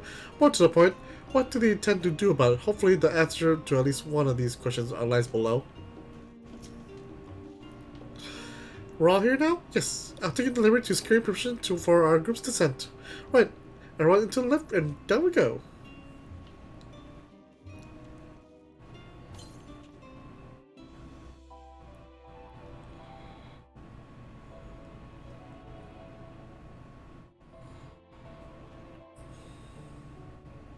Down we go.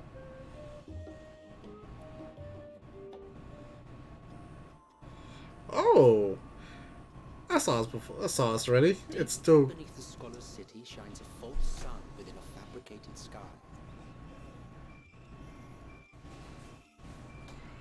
In any age exist those who consider the floor an extension of their bookshelves, and this false architecture surely belongs to that special breed. Ooh. If the stack grows too high, start a new one. If no room remains, then make more rooms. A simple solution at first, and then bit by bit, a profound transformation. Knowledge buried beneath knowledge, a growing, creeping labyrinth from which there is no escape. Labyrinthos. Oh, this is so fancy.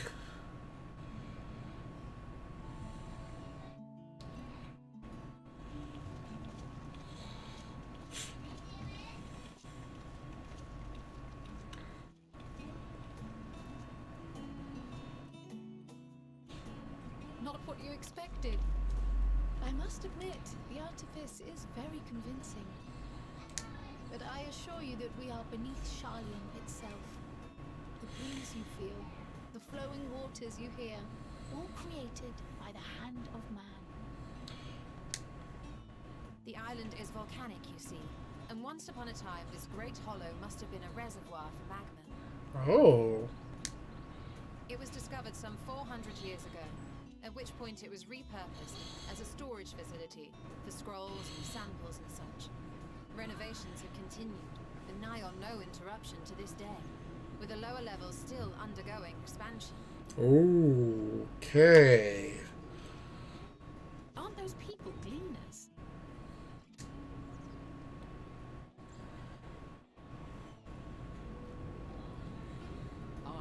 judging by their dress. They are said to work alone as a rule, but 'twould seem that rule is being enthusiastically broken today. It may be as you suspected, that they are engaged in a task apart from the norm.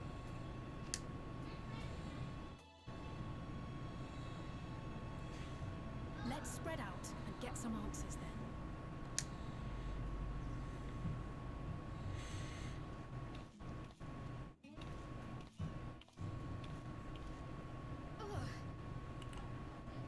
Are you okay?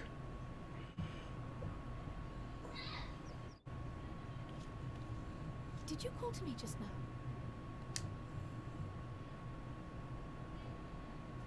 No. How odd. I must be a bit dizzy from the descent. I'll be fine, I'm sure. Let's get to work, shall we? Red flag.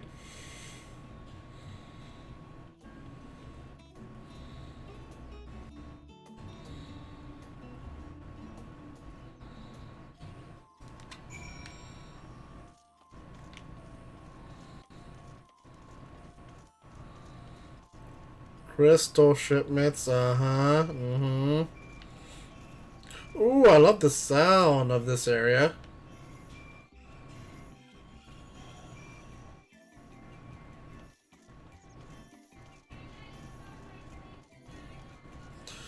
Dobin! You want to know what I'm doing? Hauling books and ore and fauna. If it needs hauling, I haul it. Every decade or so, they take stock in Labyrinthos, you know, sort and tidy up the inventory. You've never seen an operation like this before, though. They just did one a few summers ago, even. With no warning at all, a mess gets dropped in our laps. Orders from on high. Damn, if I know the reason, could be they're changing the layout. Preparing for the next big expansion. Interesting.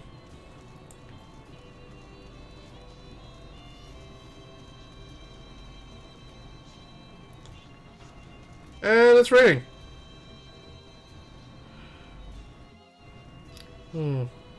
Welcome. Welcome to Biodome.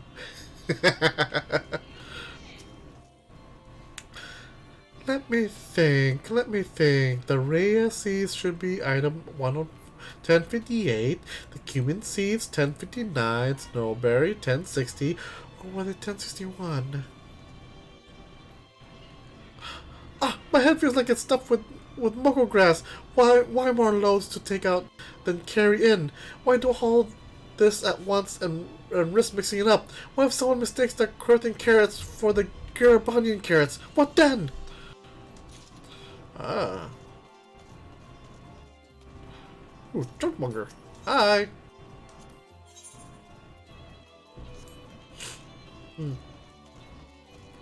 Hey, Mammoth. Hey, Mammoth. If that's your liking. Yeah, Buddy Boy.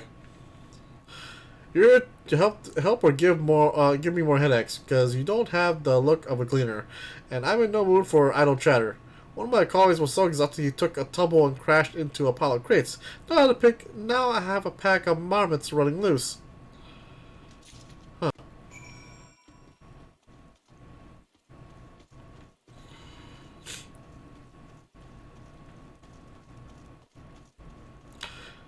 I also want to explore every inch of this place as well. Like, this is the nice.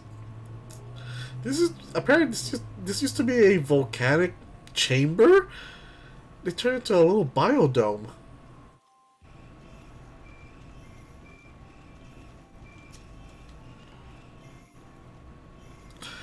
Any luck? What tales do the leaders have to tell?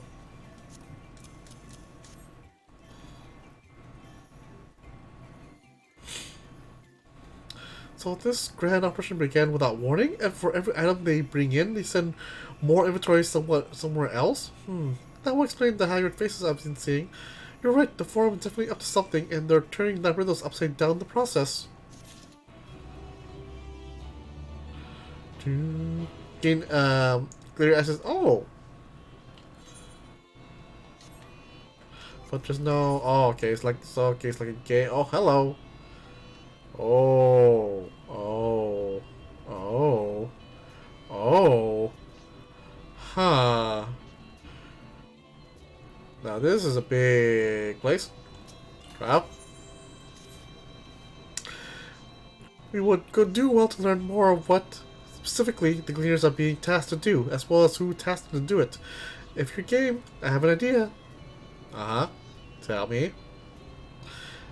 Did one of the Gleaners you questioned say something about escaped marmots? Perhaps if we were to help him capture such creatures, might be inclined towards a more friendly and enlightening conversation. Alright, capture marmots, got it. Meantime, I'll turn in my charms upon this Gleaner here. We can compare notes afterwards. Happy hunting! You know I'm still here. Oh, ignore me.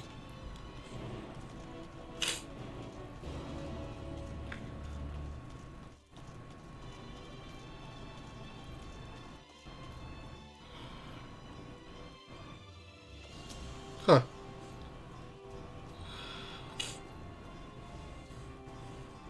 You wish to help me find the marmots? I've nothing suitable to pay you for your service, but if you're offering out of the goodness of your heart, I welcome the assistance. Leave it to me. Name's Aaronville, friend, specialist in the collection of live specimens. That said, the capture of these Naxian marmots is a trial I have no desire to repeat. Grizzled mice, they call them. For mercy, there are no other marmot species on this tier at present, so there should be no mistaking our little fugitives. If you happen to catch any, stuff them in the sack. Gently, of course. Where to begin, you wonder? I not seeing any scampering around here, so we'll need to widen our search into the surrounding forest. Be on your guard. There are beasts out here that won't hesitate to prey on a marmot. Or you. Then I just kill them. I'll search the trees in the west. Eastern part of the forest is all yours. Good luck. First and foremost. Actually, I should move that over here. There we go. East. Yeah, I'm going east.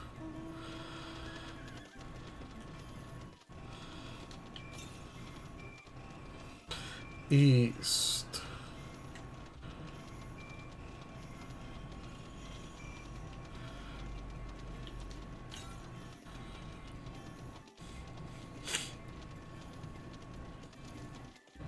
More east. Glorified rat catcher.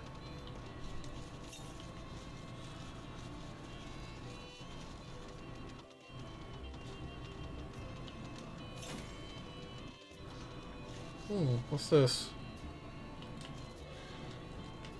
Can I interact with it? I have no idea what that is, but it looks fancy as hell. Still tell me east? Hello, beastie. Ooh, trolls. Northeast.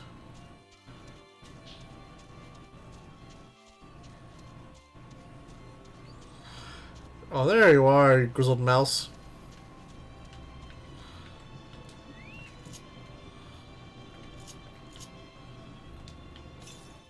Oops. There we go.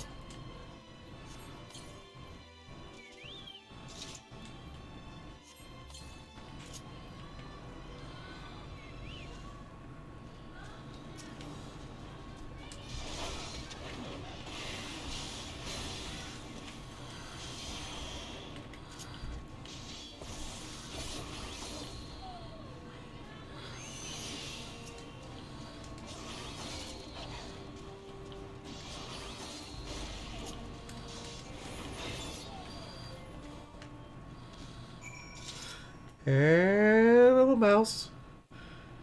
And where are you going? Ow.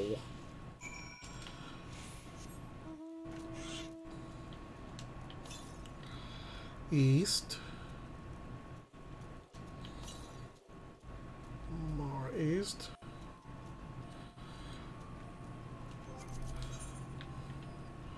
Oh, this'll loom. Northeast. Ah, probably over there. Hopefully it's not up in that cliff right there. It is up in that cliff. God damn it!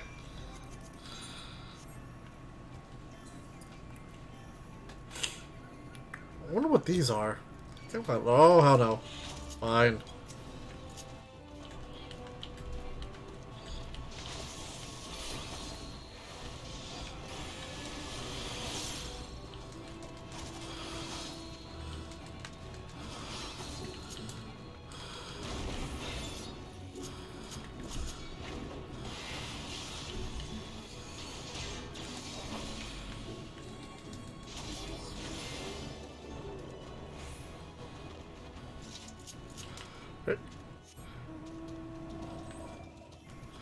Hope you don't mind, I killed one of your trolls. Self-defense, I swear.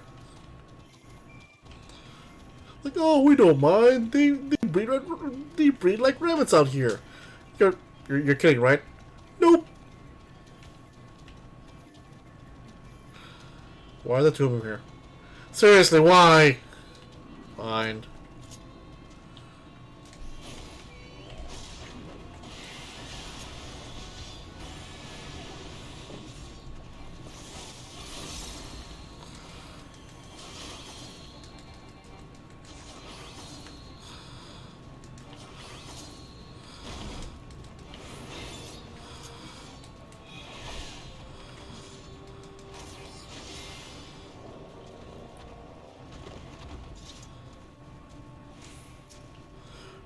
Hello, Aether Current.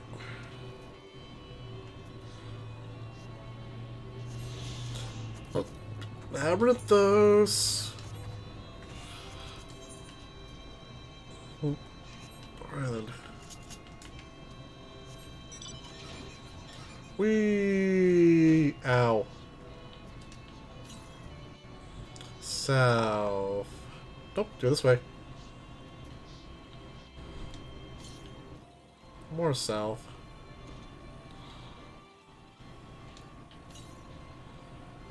Southeast. Going this way, but...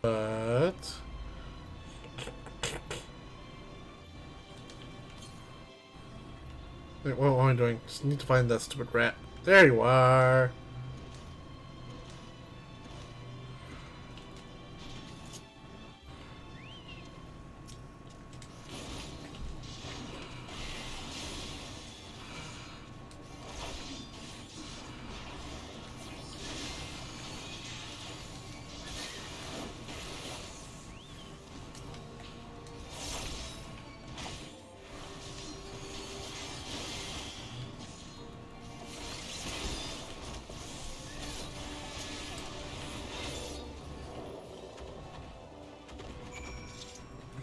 There goes that.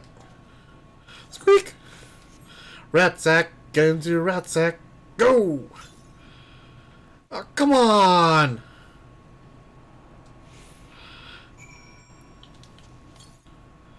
Southwest.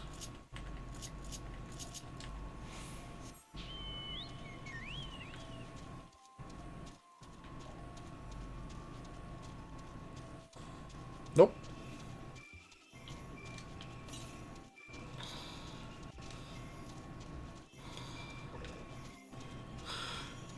I'll be freaking pissed if it was up there in the first place with the stupid Aether Current.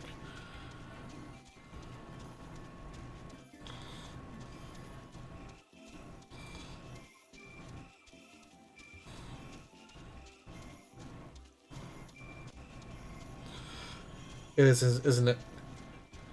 It is, isn't it?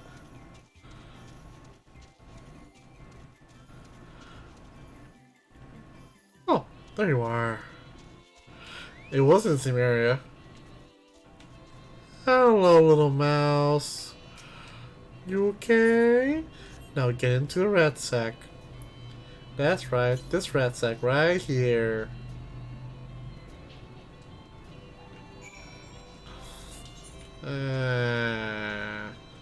Damn it! There's no eighth. There's no eighth right there. There's one over there, though.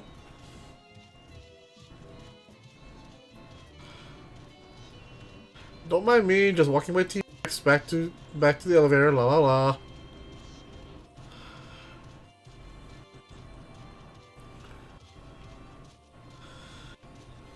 to find out what those are. I'm pretty sure one of the side quests will actually tell me what these are. I think they similar. I think they're the ones that simulate the weather here, like the wind and the rain. That's probably the reason why it's glowing.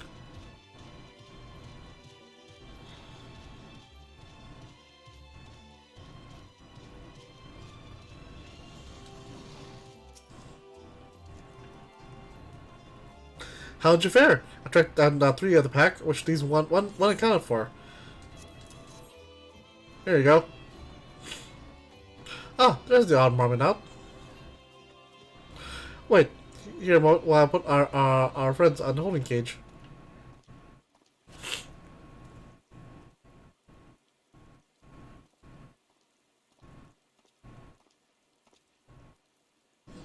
Thankfully, the marmots seem to be unharmed, and they held up well in isolation. But it's too soon to release them into the habitat.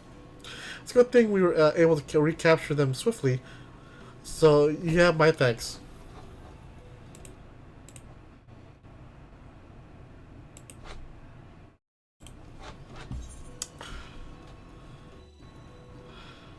Who tasked me to capture them in the first place?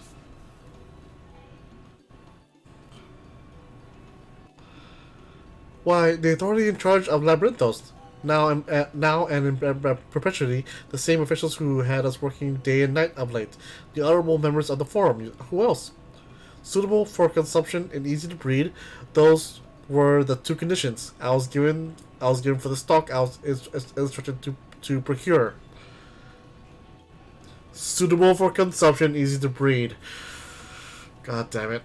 One of my theories that when I first heard about this is that they're planning to isolate Ashalian from the rest of the world. I don't know what the forum has planned for these creatures, but at the very least, I doubt they'll be served for dinner today or tomorrow. Aha, sure.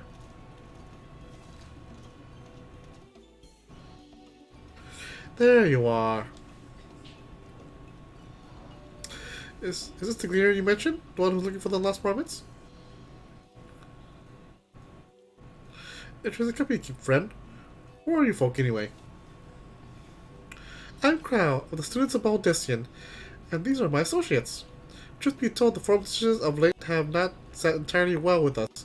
That's why we made the descent to Labyrinthos. We hope that by seeing those decisions put into action, we might more fully understand their reasoning. Why is it practical? Never hurts to try and gain a broader perspective, does it? Anyway, duty calls, other animals to capture, and closures to empty. Once again, I'm sorry that I can't offer you more of your services.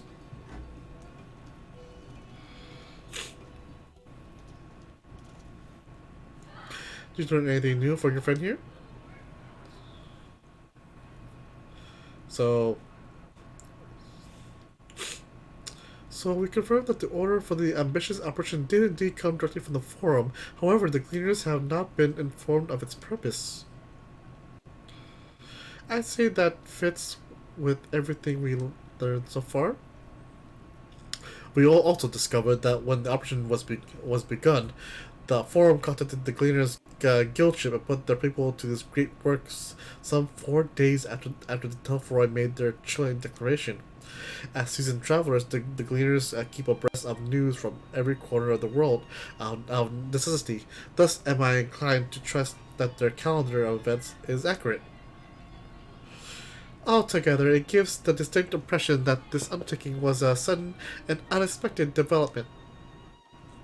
Yet I find it hard to believe that such a comprehensive restructuring of Labyrinthos and its archives could have been planned in so brief a window. Nay, this plan was long in the making. They were but awaiting the right time to put it into effect. And the telephone declaration was set all in motion? It seems likely, but let's not leap to conclusions just yet. For the moment, I suggest we conduct a wider investigation of Labyrinthos. The more facilities we visit, the more pieces of the puzzle we stand to find. In that case, how about we head to the Archeon? From here, we can reach the lower... Oh. Krell, what's wrong? I'm fine, truly. A sudden descent has left me with a bit of a headache, that's all. But it will stop me from soldiering on. Let's be about it then. At least allow me to take the lead. I'm very certain I remember the way to Archeon. We'll follow the path east through the forest where you were chasing after the mouse, or marmot was it? Anyway, 'tis the trolls you need to watch out for. Oh, I already took care of a few of them.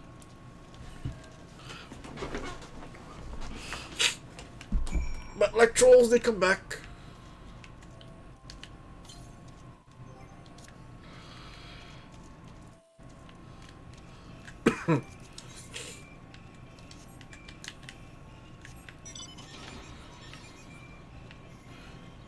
Choo choo!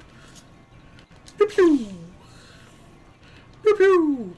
I bring upon war!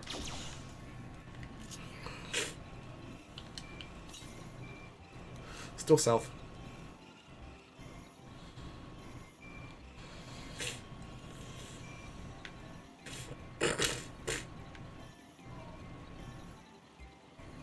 Ooh, new areas abound. I am taken aback and like all this. Once I gain flight, I kind of want to like see everything here.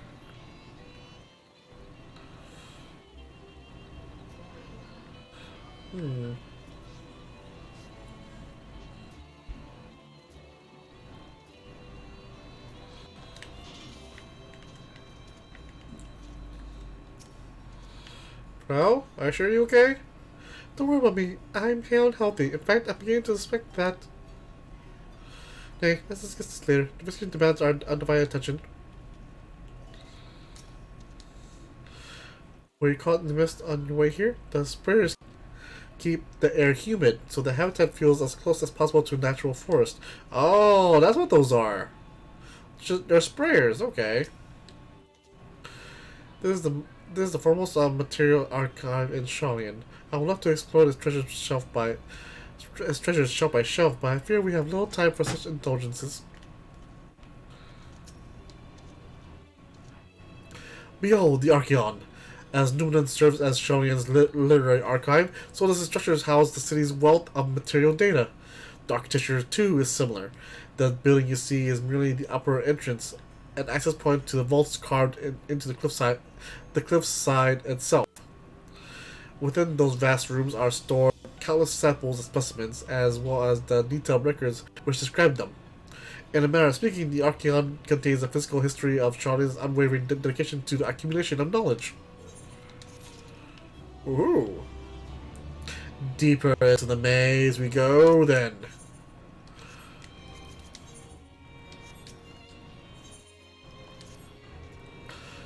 Oh, we won't learn anything from value standing out here. Let's proceed into the main building and speak with the custodian.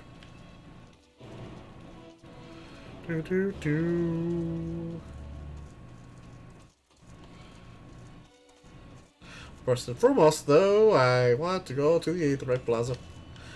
Go to the Aetheryte. Why is there water here? Tune to the Aetheryte.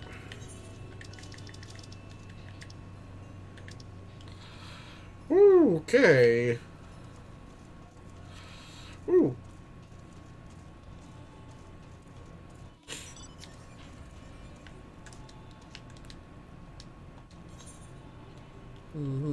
Alright then. Ooh.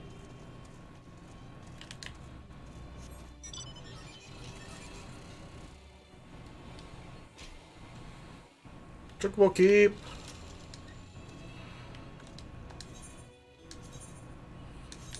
Thank you, thank you. Make sure you touch them as well, because they're just like the Aetherites. Don't interact with them. You can't travel back and forth here, whether it be teleportation or through Chocobo.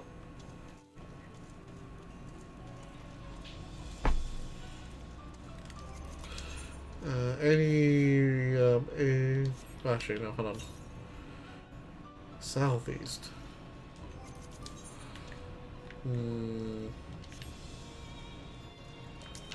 Custodian, hello.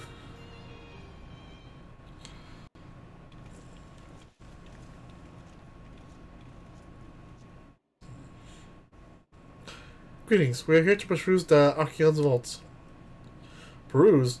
You are clearly not gleaners. Then, might I ask your affiliation?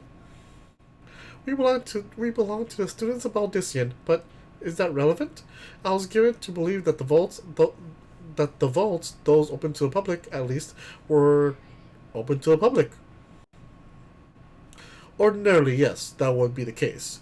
At present, however, access is restricted. Only persons directly involved with the reorganization efforts are permitted to enter.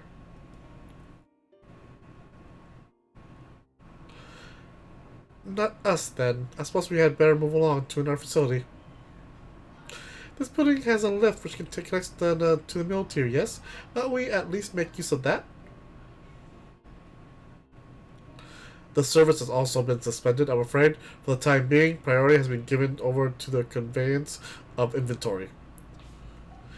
What? So this is as far as we can go? I apologize for the inconvenience, but please come again after our restructuring operation is concluded. By that time, it will be too late, and we're so close to getting answers. We need to rethink our approach. Let us step outside for a moment, shall we?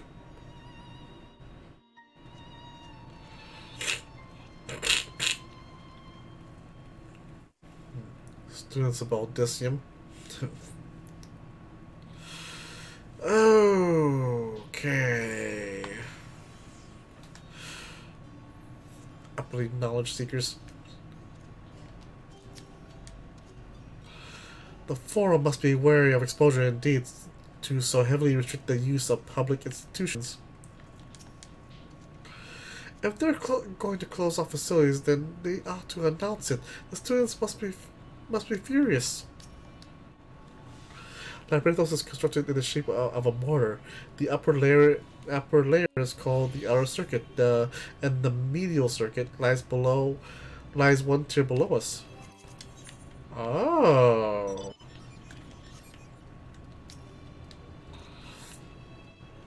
We are at an impasse. As we have no other leads, I should like to pursue this one further. But I doubt that our stone-faced custodian will be swayed by heartfelt pleas. We must seek other means to access the lower levels.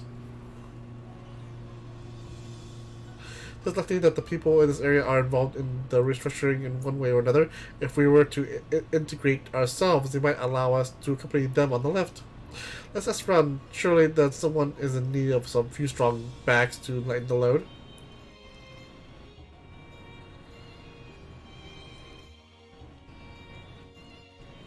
That's your plan, Stola?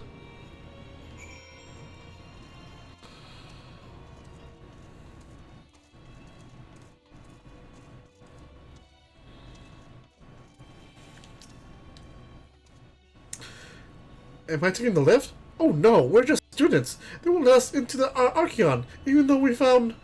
Actually, we have no idea what is it we found. There's no record of such a creature anywhere. But it was wandering around Tranquility, so we thought to donate to the vaults.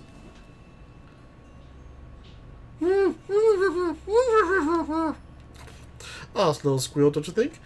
Anyway, I suppose we'll have to take care of it until the Archeon opens again. Tranquility. Why does that sound so familiar?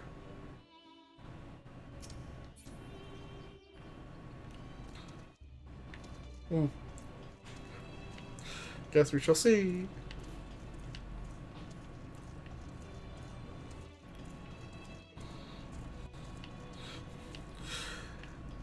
Watch, it'll just devolve into a whole like, no, damn it, Charlene is above the entire world. We will make sure only Charlene lives. All of you can die, we don't care. Cause we're selfish assholes.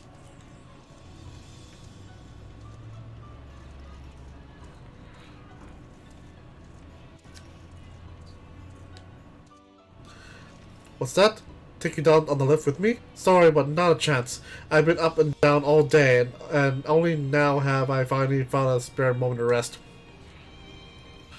I did see a cleaner fellow heading to the gate there, though, shouldering a large pack, engaged in some manner of task. Maybe he'll be headed down below after he's done with whatever if he's holding.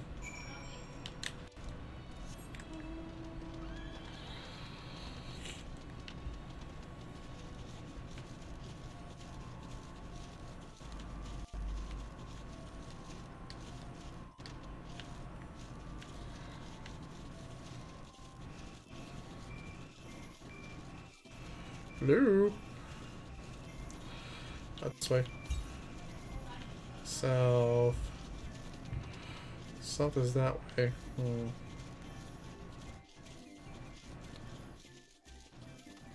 Up here?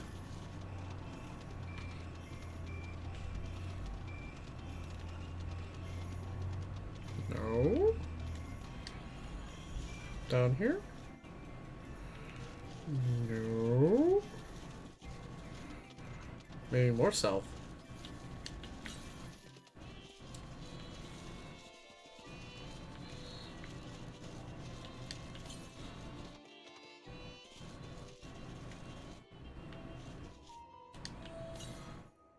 South that way.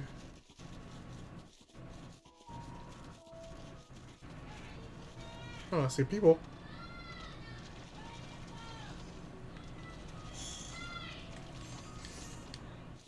There you go, Aaronville. Hey!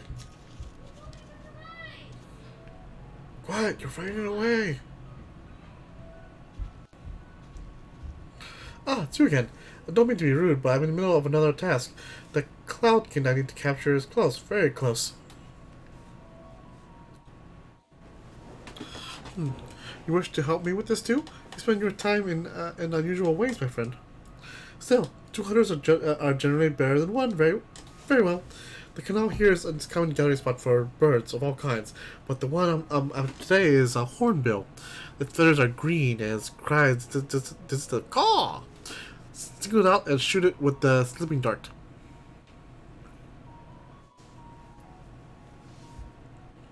The effects are short-lived, so I'll lie way down by the riverbank to claim our quarry. Be sure to hit the right one.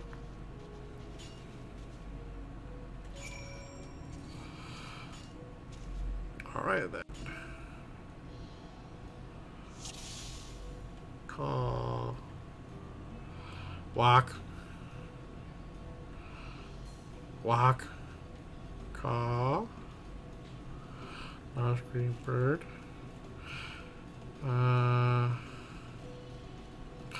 Green bird which has caws. Cuckoo, cachoo. See right there, right? Come here, you. Green bird. Bird. Bird. Bird. Bird. Bird.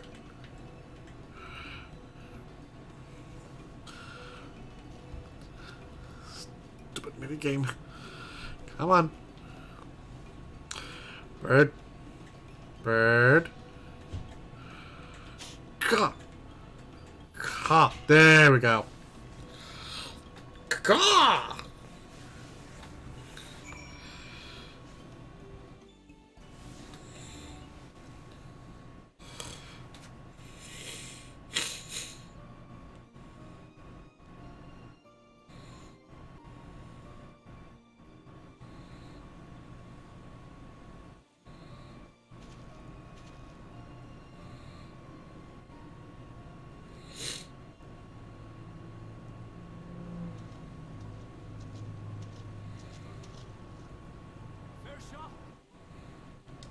Ooh, what's the thing?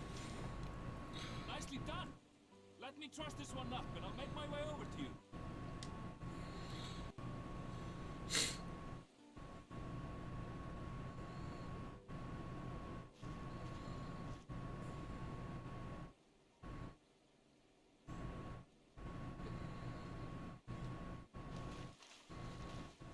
There you are. Any new revelations?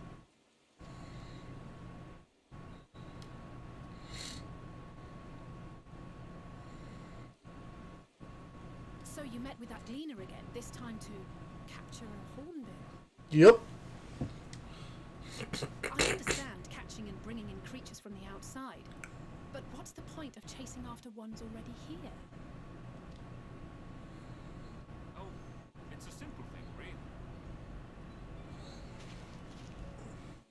Occasionally, we remove specimens no longer needed for study, or those we've had difficulty raising. But we can't simply turn them loose. Safely returning such creatures to their native habitats is another facet of a cleaner's duties. this case, I'm afraid. I've been asked to bring the bird below.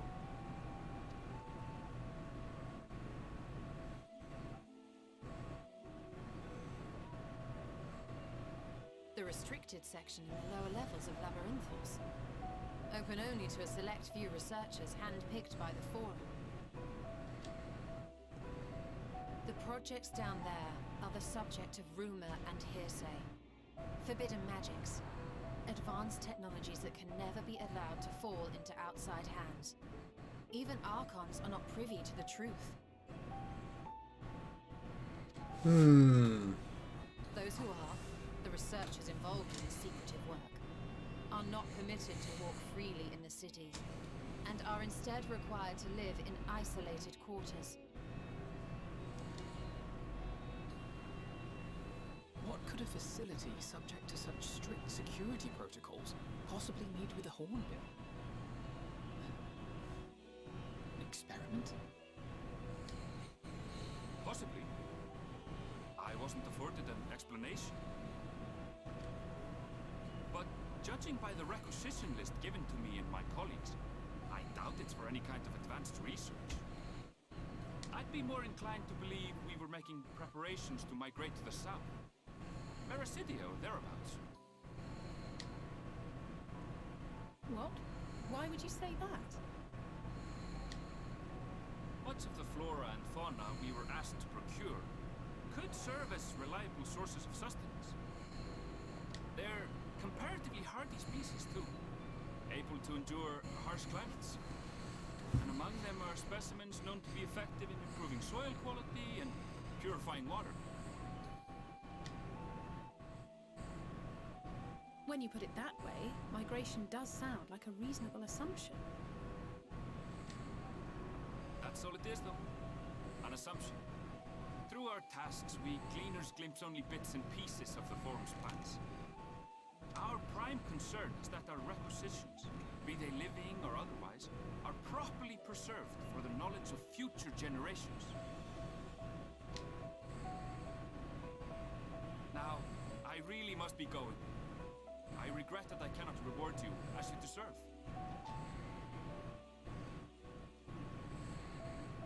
Perhaps you might reward us after a fashion then. It is imperative that we reach the lower levels.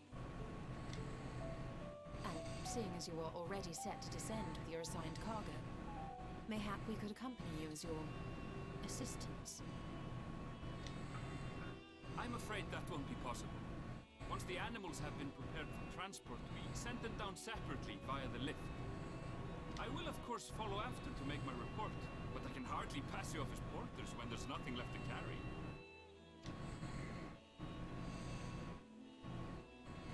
Indeed. Pray forget I said anything.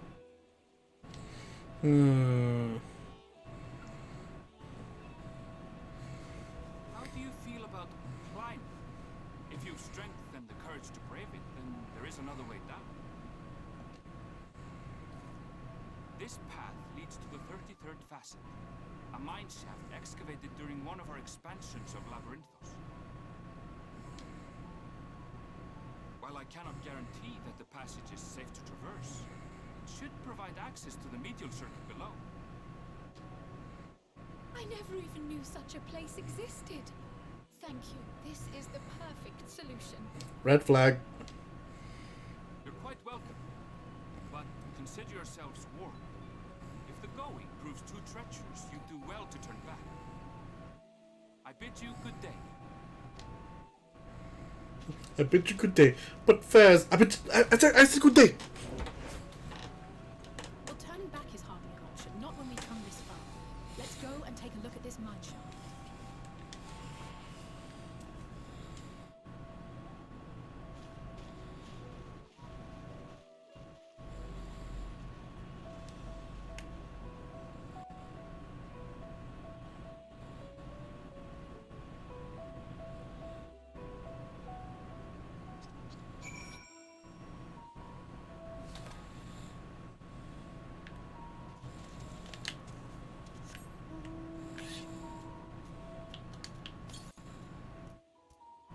Southwest.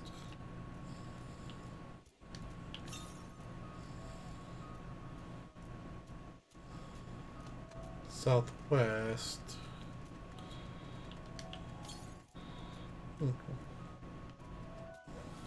What this is?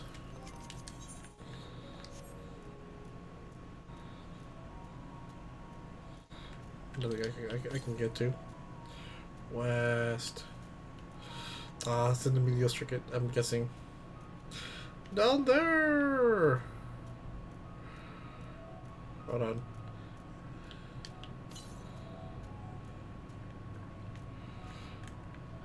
There we go. No, that's a sight for sore eyes.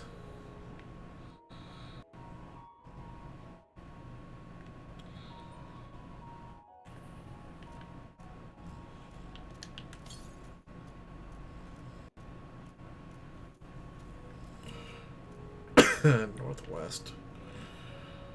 Which is that way, yep.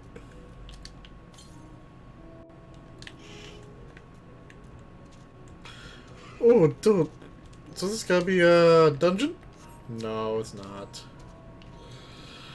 No one knows this cave of my own. Thanks for this color that Annabelle knew of. Freedom to share. The meal circuit, which what Annabelle mentioned, is in the tier directly below us. Unlike the lowest levels of Labyrinthos, with it is rigid security. One can usually roam in the middle. But let's see what we might find. I took quite a peek inside, but it's awfully dark in there. This must be it. The entrance to the mine shaft. 'Tis faint, but I hear something moving within. Creatures horned home there by the research. Do you think? Well, slavering beasts aside, we need to watch our footing. We should tighten our straps and such before we continue.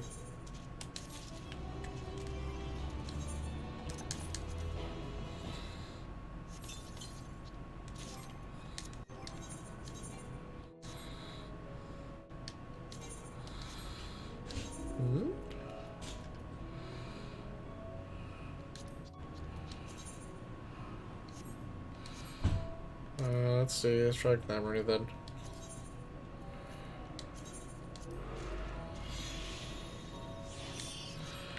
Does that? No? Yeah, let's go! We must tighten their straps and check their gear.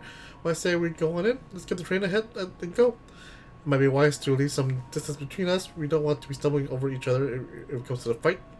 Take it slow and don't forget to check your surroundings from time to time. You meet up at the other end of the tunnel. Do.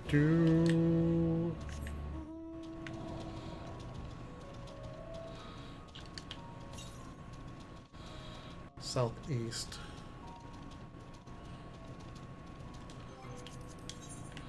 Ooh, hello. Southeast. South.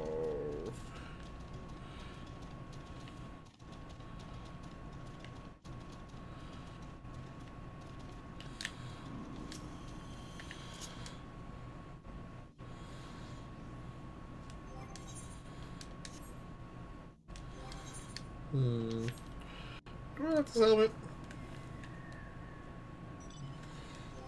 Boop. There we go. Bankred.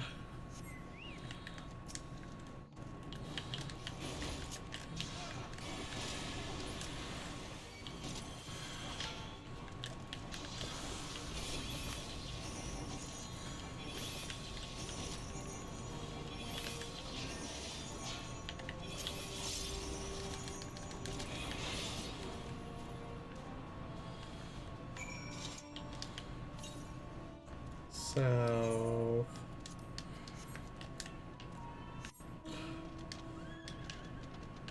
Southwest. Down the tunnel we go. Southwest.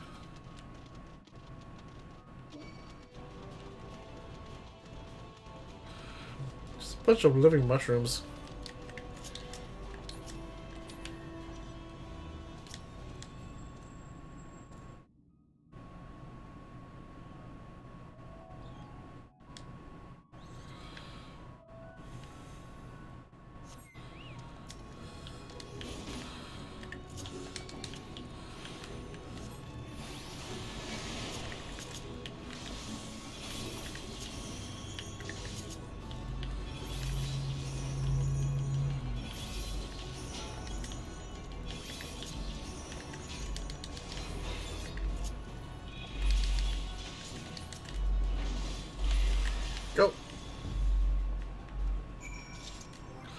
Oh wait, companion.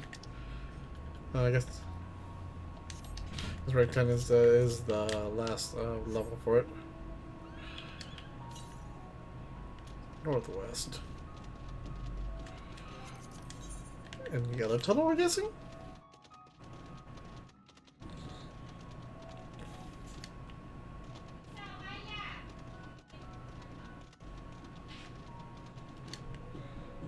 Whee!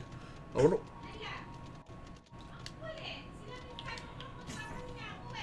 Northeast. Yep, and it'll be in this tunnel somewhere.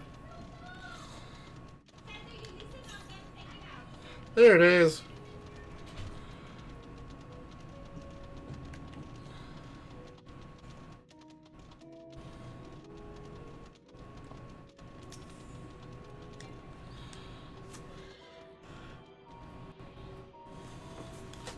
Alright.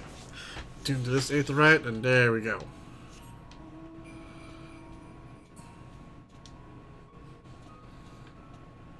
Now head out to go to the medial circuit, which hopefully will take us to this to that. Well, no, we were at that 8th right. Now hopefully take us to the other 8th right.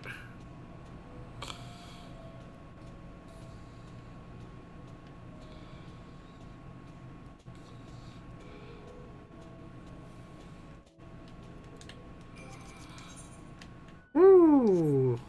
Illegal traveling! That mine shaft was infested with mithril caps. Some sort of research project, I wonder. I suppose they are a most unusual creature. Why did they develop such long limbs when all they do is shuffle about the narrow tunnels? Indeed. Crow, you okay? I was being careful, I swear. The slope was steeper than I thought, and I lost my footing for a moment. That's all. Not injured. We don't count my pride.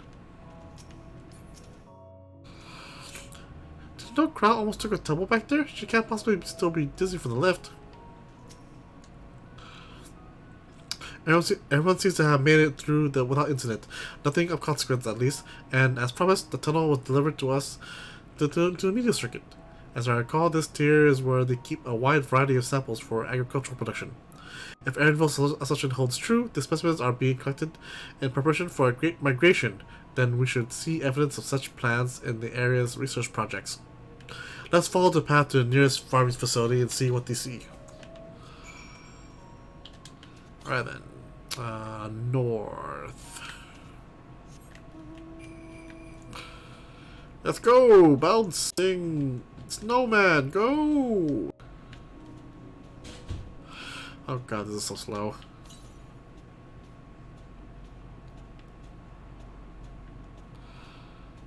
Hello, slime creatures.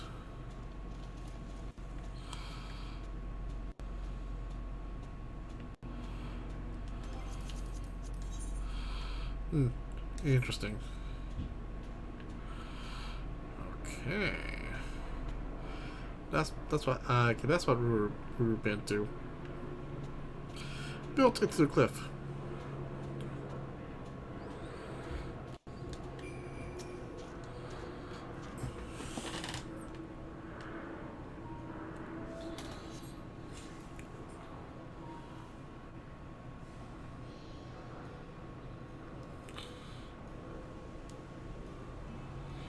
Grapes.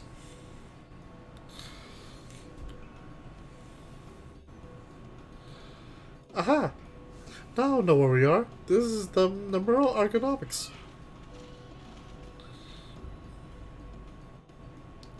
Labyrinthos is the host of a wide variety of vegetation, which allows us to conduct studies and cultivation methods utilized in the foreign lands. And its facility which coordinates and oversees those efforts, the fruits of their research go to feed the Labyrinthos colleagues, or so I hear. More notable successes might make it to the Agora. Foods so exotic you are hard pressed to guess their origin, let alone how they might taste. Indeed, mystery vegetables without a name, only a list of nutritional benefits scribbled on a card. I see no gleaners were hereabouts, yet these workers seem to share that same sense of urgency. It's possible they know something of the forum's plans and their underlying motivations. Worth looking into, wouldn't you say? See what you can coax for the workers. The rest of us will do the same. Or cast about for useful clues. 33 hours though, and still no dungeon. Of course, finish this storyline first before that.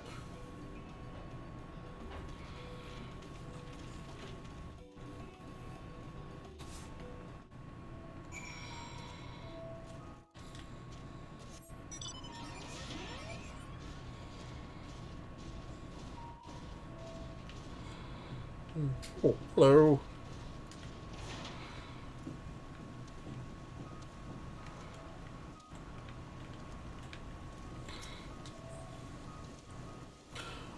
Oh, hello there. We're expecting visitors. Not with the use of the lift being restricted. How did you make it down here anyway? Oh, we used the mines. Yeah, no biggie. The mine shaft, you say? Well, you're much harder soul than I. Under normal circumstances, though, I would such necessity with a guided tour of the fields. I'm afraid the forum has us filling orders lists a mile long. Massive yet detailed requests, literal wagon loads of crop samples, and hardly any time to put them together. When I first heard of this grand reorganization, I assumed we would be shuffling around old stock to make room for new. Then came the orders of ridiculous quantities of seeds we already thoroughly researched. Passing strange, eh? I pressed for an explanation and was met with vague assurances that we would be revealed in due course. Not the most satisfying answer.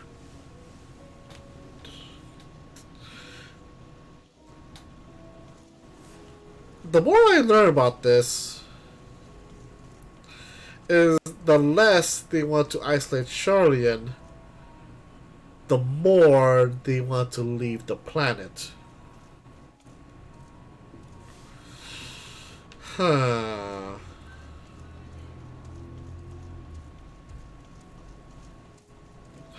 Huh.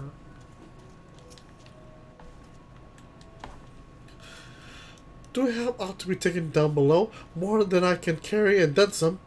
Most of our stock is sent off via the cargo lift, but some has been earmarked for aerial transport. Hence the stack of crates atop the hill over there. Gods, hauling the lot up the slope was a job and a half. Okay. Water. North.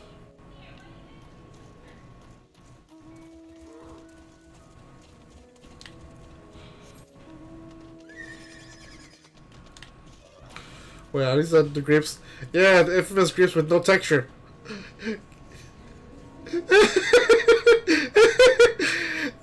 They're diamonds, but grapes. I think this will be fixed in full release, but that's funny as hell.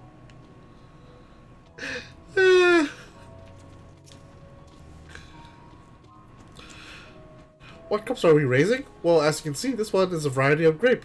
All it needs is a good source of sunlight to grow, and the conditions here are nothing short of perfect. Hardly surprising, given that it's native to a particular locale, the very place upon which Labyrinthos was modeled, a region in the south of Ilsbard. It boasts a remarkable habitat diversity, allowing for myriad flora and fauna to thrive.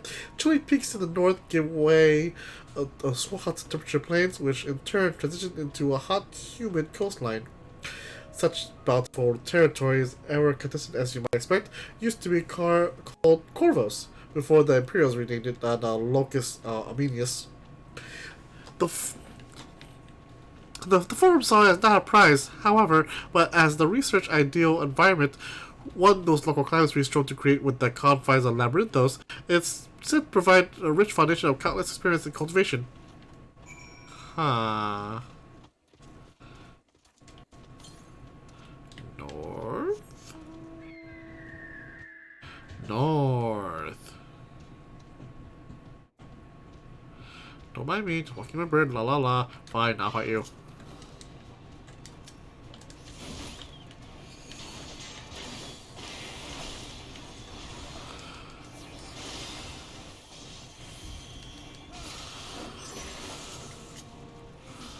Oops.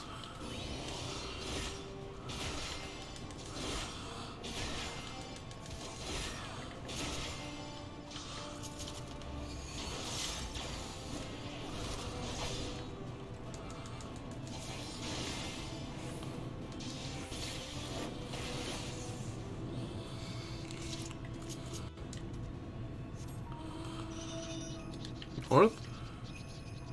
East now. Huh.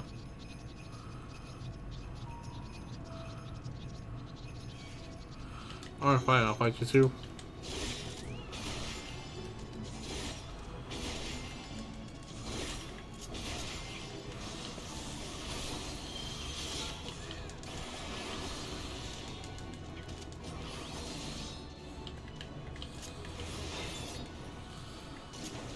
Ow.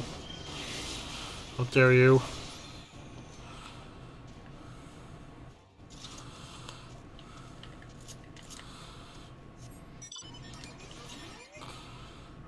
East? More east, huh? It's gotta be here somewhere. I thought he's down there. More east? Oh, there you are. Ow.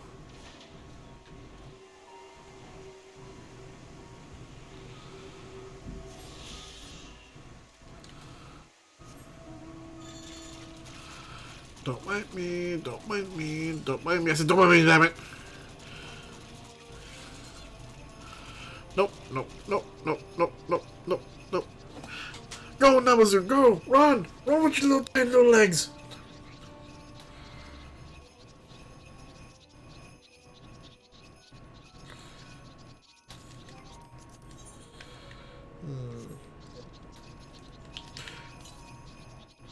West.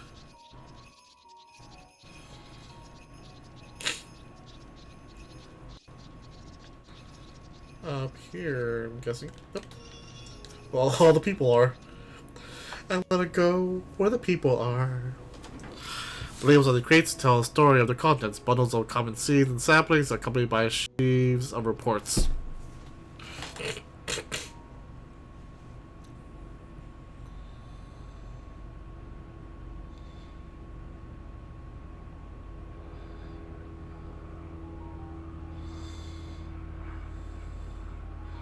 Ooh. Hello. Hard to look away, isn't it? Who are you? Oh. But they're more than pretty flowers. Heart blooms are attuned to ambient emotion.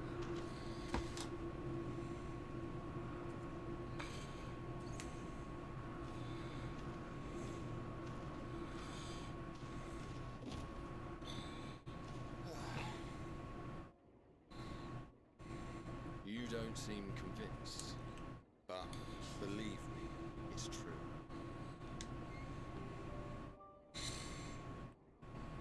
This ashen grey, for instance, it mirrors the anxiety and urgency of those working nearby as they rush to fulfill sudden orders.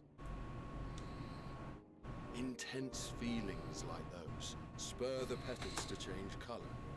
Bright glowing hues in the presence of joy, dark subdued shades for frustration or despair. Yet even with the collected wisdom of Charlian at our disposal, we've yet to identify the underlying principle of this empathic effect. There are other mysteries besides. Although the flower is extraordinarily long-lived, its low reproductive rate has made it difficult to find younger populations growing in the wild. With too few sightings to map its distribution, no closely related species to track, we've been unable to pinpoint its land of origin. The moon! Further complicate matters, every culture, even dimly aware of its existence, has given it a different name and mythos. Our attempts to study it via the historical record have been an exercise in frustration. As an avid botanist myself, I should one day like to unravel the Heartbloom's secrets. But I'm afraid other duties must take precedence. I will leave you to your thoughts.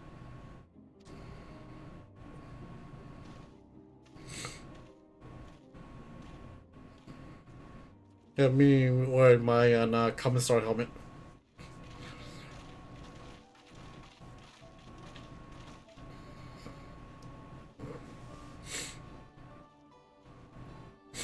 Have you learned aught of interest?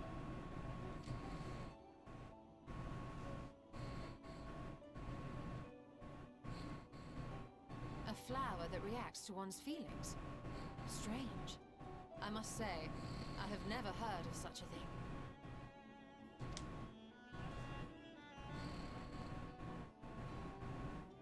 This is all very fascinating, but as it stands, we fail to gain any significant insight into the forum's underpinning.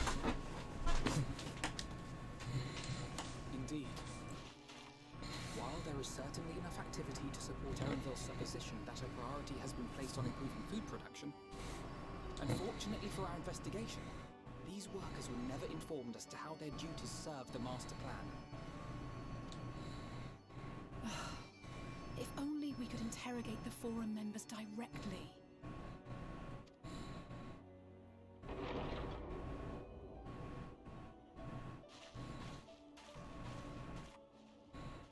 Oh?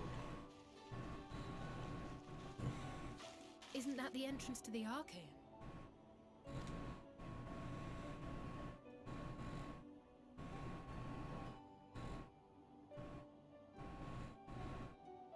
Look, there. I think that's Erenville. A little difficult to tell from here, but I think you're right. He did say he was coming down to make his report. Erenville receives his orders from the forum. Would it not follow, then, that the superior to whom he reports is a forum member, or at least a close associate? You mean to eavesdrop on their conversation? What of the risks? Ours alone to bear. We won't interfere with Erenville's work, nor will he be implicated as an accomplice. If you're not comfortable taking part, I can do this alone. Nay. I said myself that I wished to know Father's intentions. And no answers will be forthcoming should we simply ask nicely. We can apologize later, should it come to it. Right now, we need every crumb of information we can get our hands on. Consequences be damned.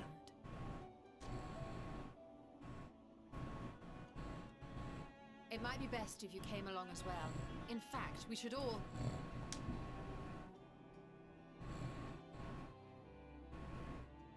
Well? You okay?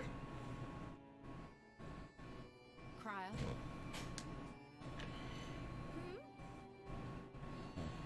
Oh, yes.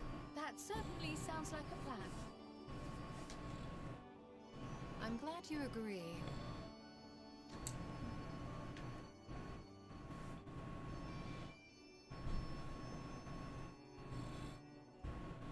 Quickly! Erenville is on the move. We need to get closer before we lose him.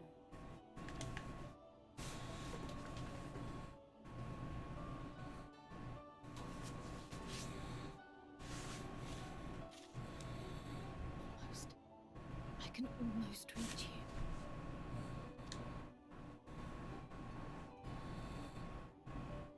She's talking about... Is she part Lunarian? I wonder if she's our connection to the Lunarians. Let's go out to along as it is. I don't know. It feels wrong to spy on Erenville. Hopefully, alright then, still let's go. Is Carl still feeling unwell? I've never seen her so distracted. Keep an eye on her, but keep moving too. Let that quarry slip away. You okay, Crow? Mm-hmm. Everyone was headed westward along the path outside the Archeon. Come, let's go catch him. Alright then. Mysteries afoot! Go! West. Go west, young samurai. Ow.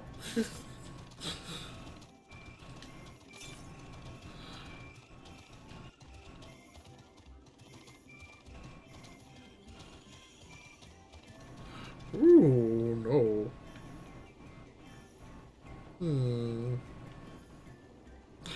That is a forbidden city. Ah.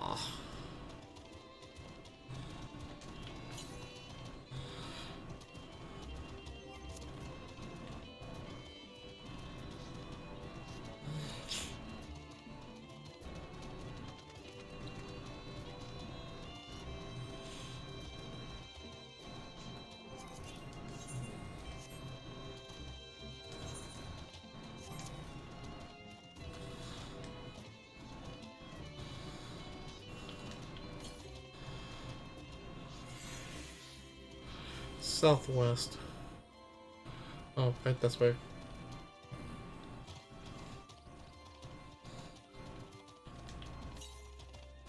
Southwest.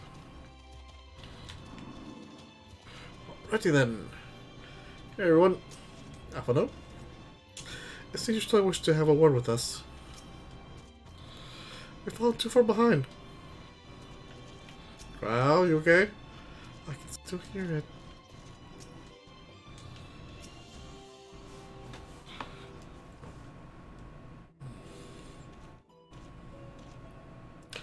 Hold on a moment, I have an idea. If memory serves, the colossal wall-like structure is Lusticon Beta, one of the Labyrinthos climate control centers. It should have its own lifts, with which one could access the upper or lower tiers. If I were an agent of the forum, I will make it will make for a convenient meeting place. Even if we happen to find Erenville in the company of said agent, we cannot expect them to reveal issues of importance as we nonchalantly stroll past. Nay, we shall have to remain undetected. If only Graha and his vanish spell were here. Oh, but there are other ways of turning invisible. Hippity hop, my little toads. Oh no. Goodness!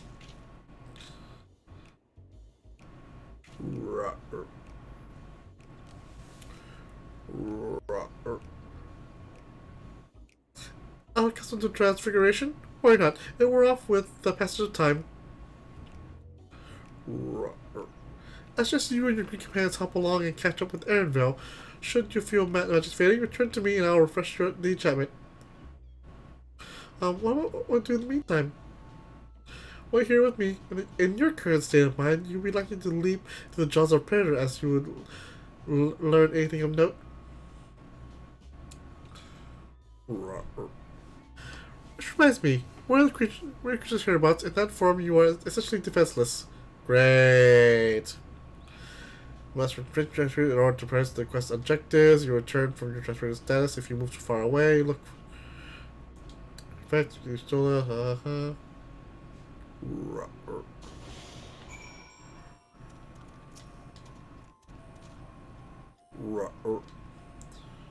Alpha Toad and Ali Toad are not completing you. Let's go. Alpha Toad, Ali Toad, go.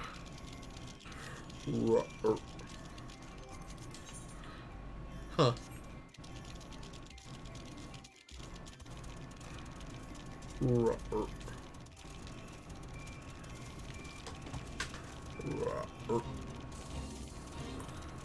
Ribbit, ribbit, croak, ribbit, ribbit, ribbit. I said I say, ribbit.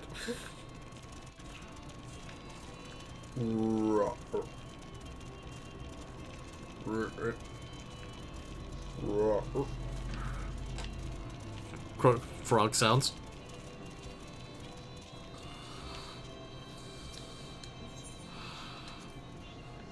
Ribbit.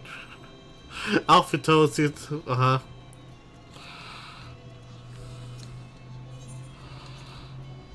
Ribbit. I told us that turns to face the north. Perhaps there's the bridge. Okay.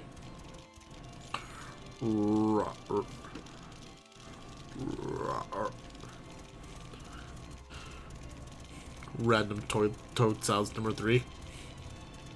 Random toad sounds number 4. And of course, random toad sounds number 420.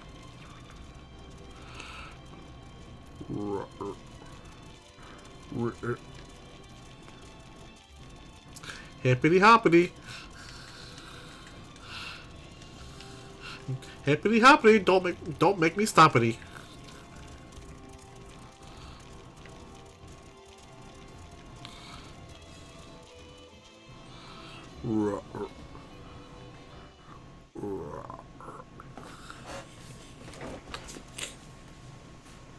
Ah, tree frogs.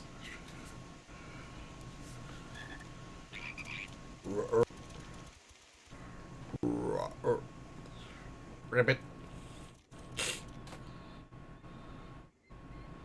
I trust you will find your compensation to be more than satisfactory. We wish to make clear that we are pleased with the efficiency and thoroughness of your work. So much so that we have come bearing new tasks in need of your competent hand.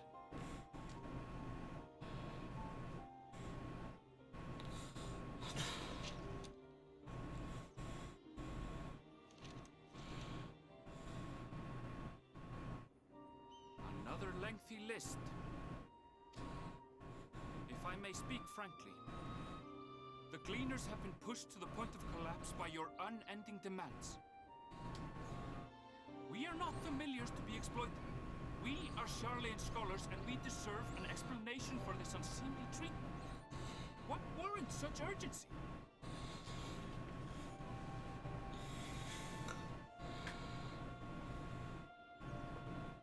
In an age long past, Charlian was charged with a momentous duty. And now that word of the final days hangs heavy in the air, the time has come for us to fulfill that charge. I can say no more, but I promise you this. All will be revealed in due course. And when it has, you will understand that your toil is in service to the greatest good. Sure. Then I will do your bidding. For now. Unless you wish the Gleaners to rise up in protest, I advise you to offer tangible improvements for our working conditions. Your promised revelation does nothing to address present circumstances. A fair point. Your concerns will be conveyed to the forum.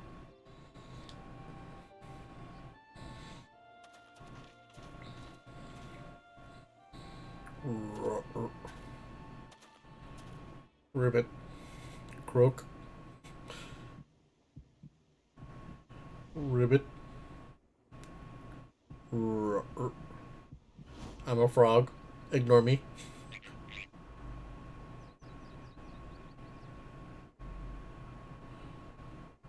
I hope that was informative. You may consider my debt to you repaid in full. Oh, you are a sharp man. While I do have my reservations about the Forum, I want to believe that they have our best interests at heart. Which is why I'm reassured that you're busy sniffing out the truth of things. We can ill afford to place all our eggs in one basket, this master plan of theirs, without first understanding the risks involved. This is... Wait! How did you know it was us? If you mean to impersonate a toad, try studying the real thing. And don't try to fool an expert. That is fair.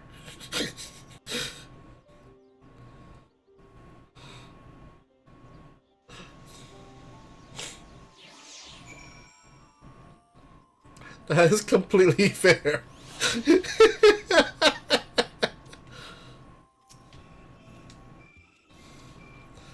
Outdoor forest needs work, apparently. I have to pay more attention the next time I see one. I suppose we have known a gleaner who specializes in animal procurement would not be so easily deceived. Yet he seemed inclined to put trust in us all the same. More importantly, perhaps we discovered a new piece of the puzzle. This momentous duty the forum agent mentioned. Cheyenne has been called to action, and Telfroyd's declaration was the catalyst. Whatever charge it is they hoped to fulfill, they deemed it of sufficient import to disrupt all Labyrinthos, not to mention they ignore Eorzea's request for aid. Southwest. Ah.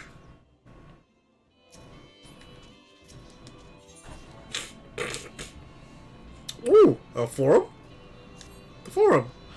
What duty could warrant direct involvement of the forum and the commitment of all of its resources? Judging by what we just heard, none of the gleaners were offered any kind of explanation. At this point, it seems abundantly clear that we'll learn nothing new by pressing them further. We should head back to Y'shtola and Crow for the moment. Can I... No, there's nothing here for me to interact with. So when we come back to... No... Southwest... But... There's probably a recurrent here I need to know about. There you are!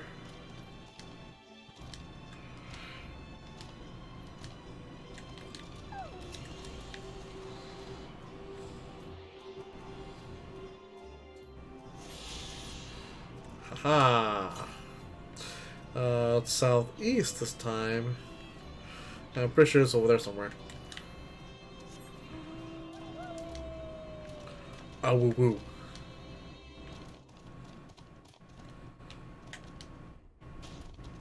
Ow. Eh, all rocks. Caracals.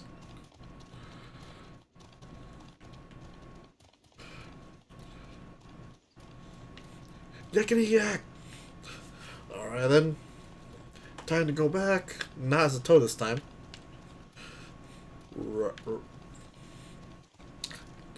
I like being a toad.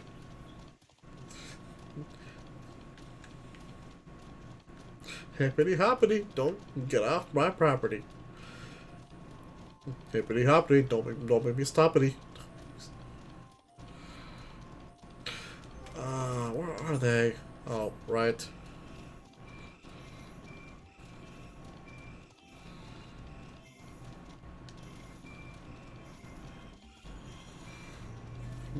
Hippity hoppity, don't make me stoppity.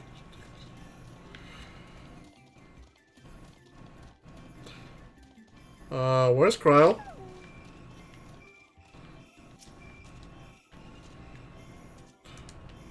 Yeah, I want to know that. Where is she? Funny how normal the forest seems now. As a toad, it was so much more ominous and threatening. Eh. Welcome back. I trust you found Erenville then?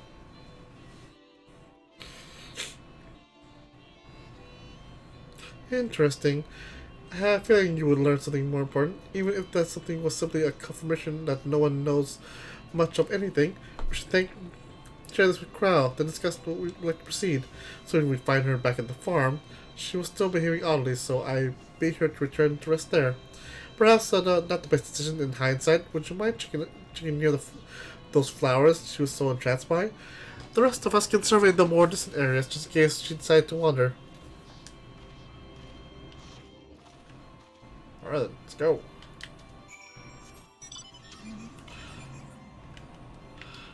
Room.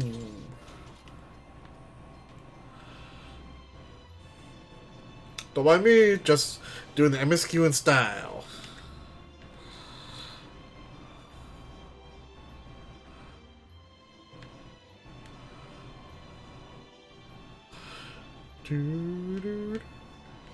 No. No. Don't ruin the paint job, damn it.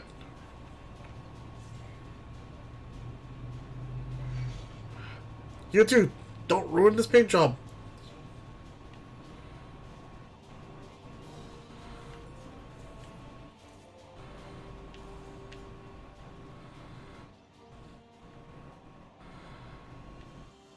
It was up here somewhere, right?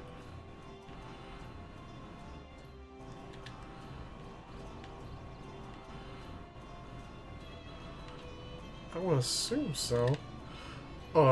Maybe, oh, it's up there.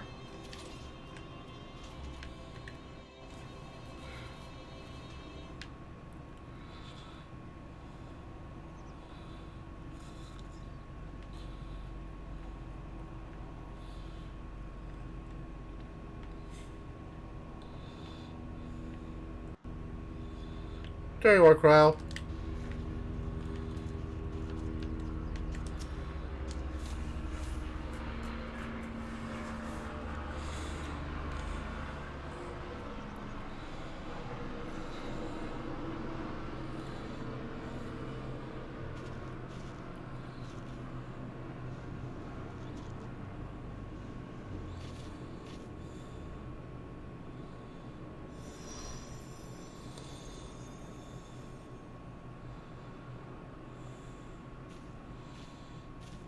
For you.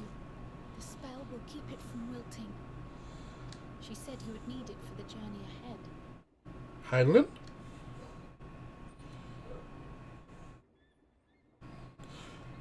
Was she talking with Heidelin? Speak with her now.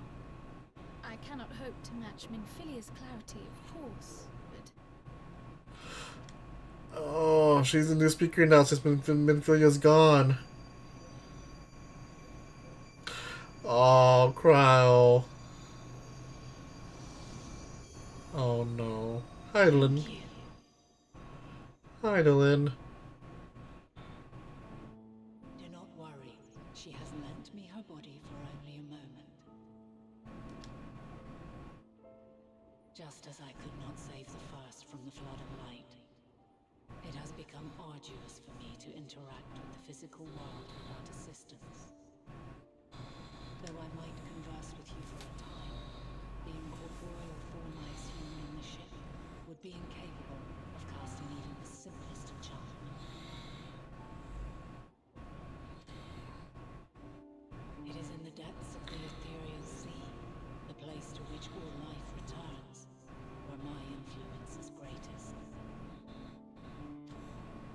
After Minfilia's sacrifice in the first, it was to the sea, here in the source, where I ferried her soul.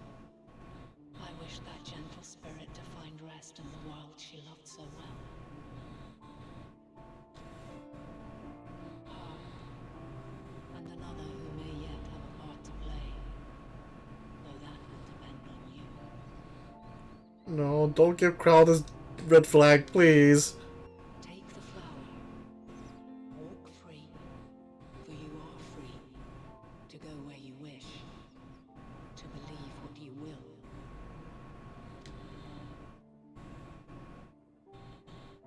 That bloom will be your guide, test and proof of your conviction. In darkness, seek joy.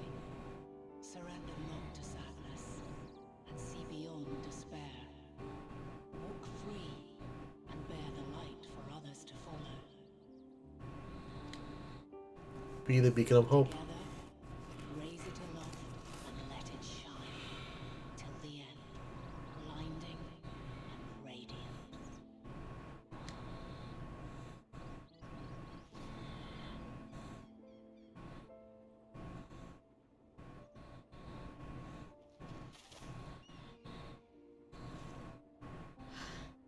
That was all too brief. Already she seems so far away.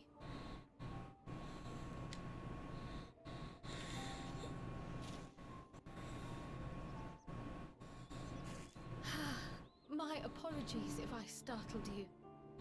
Ever since we began our descent into Labyrinthos, I had sensed another's will, straining to reach out. Even with my particular talents, though, I was unable to make a connection at first. So weak and tenuous it was.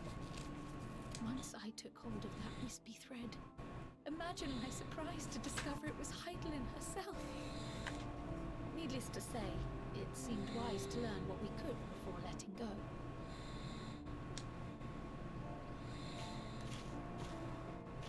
Her answers were more cryptic than I would have liked, but at least she left us with a guide of sorts, that unusual flower.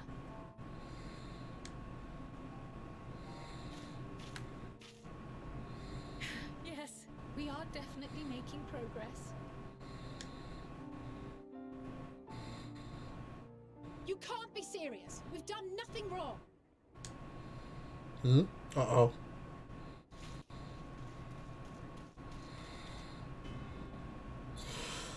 The forum! Great! Oh, good. Dear old daddy. Master Fortuno, what business has the forum with us? Obstruction and suppression, apparently.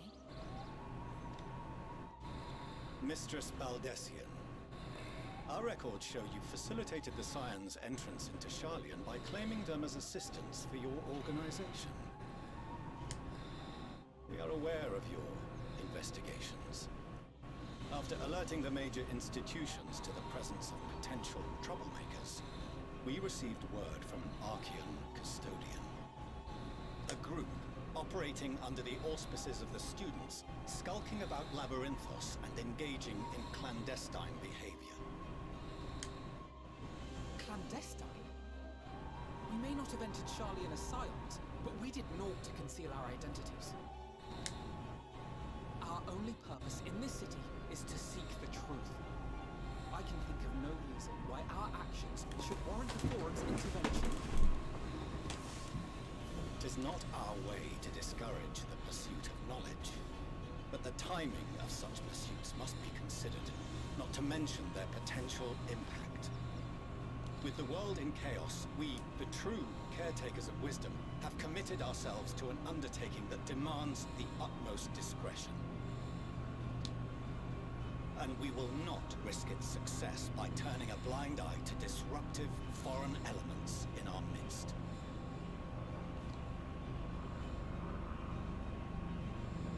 What then is to be our fate? Will you put us on a ship back to Eorzea? The Forum will convene to examine your case. The results of said inquiry will determine your future in this city. As for your absent companion, he has already been detained. Graha! But why? Is reading a crime now, too? Reading is encouraged, celebrated even. Not, however, of the volumes shelved in the restricted section of the library.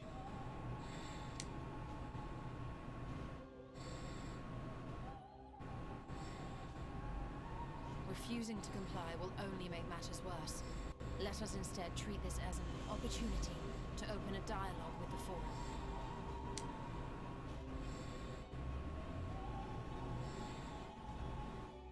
Silence is often one's best defense. I would advise against prolonging the proceedings with frivolous discourse.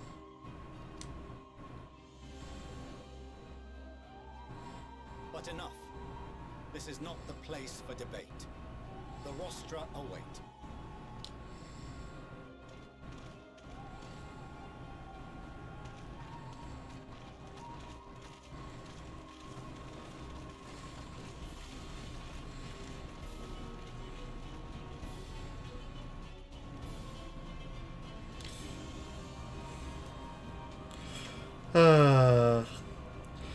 Uptight people with heads up their asses. We are the true agents of wisdom. We shall the caretakers of all knowledge and wisdom throughout the entire world.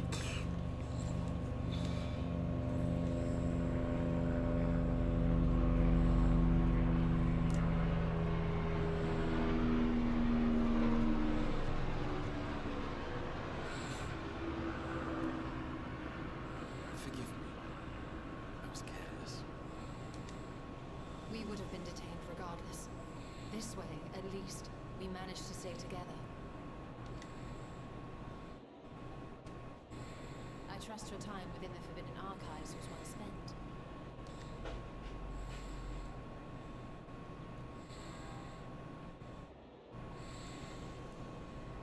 The forum will come to order.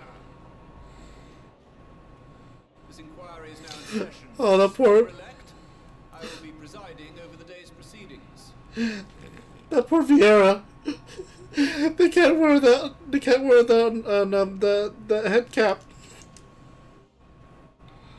Master Fortuner, would you be so kind as to restate the matter which compelled you to summon your colleagues with such urgency?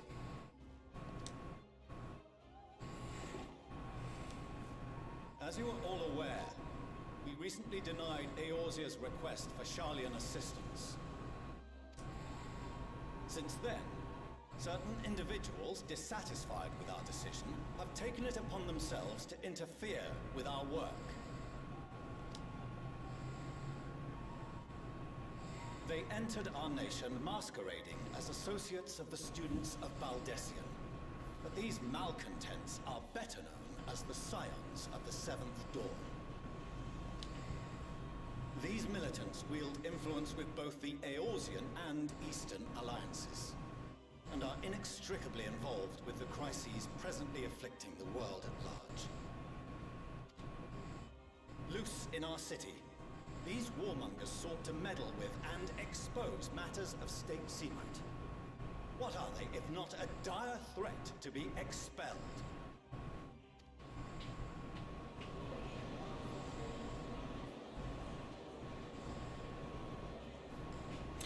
Her hair's beautiful. Galuf would be ashamed.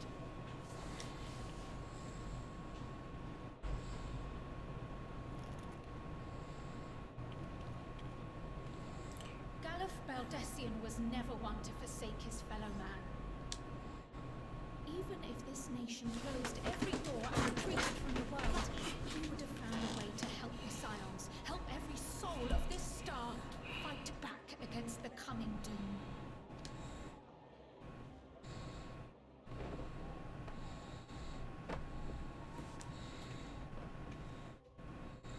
A terrible enemy stands poised to lay waste to all we hold dear. In the face of such madness, Eorzea reached out to Sharlayan, a respected ally, in the hopes of forming a united front. Was your curt dismissal truly the best you could offer? Or are you so preoccupied with your momentous duty of an age-long past that even the end of the world is unworthy of your attention?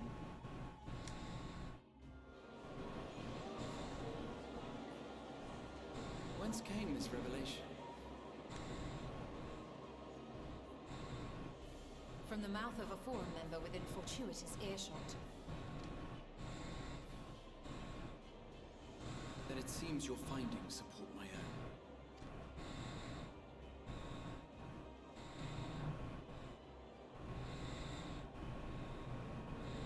The reason I visited the restricted shelves was to study records of the forum's policy-making process, to better understand the historical trends underlying their most major decisions.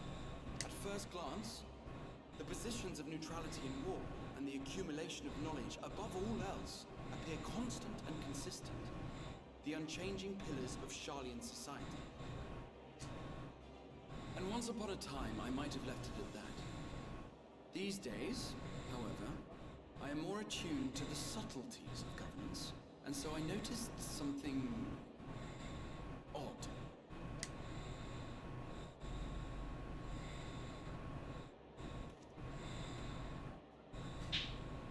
From a particular point in time, the purpose of these policies shifted.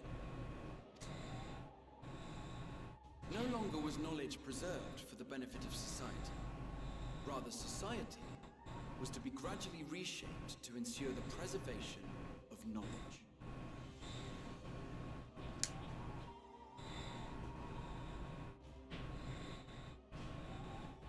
The most conspicuous and telling change was the one which befell Labyrinthos.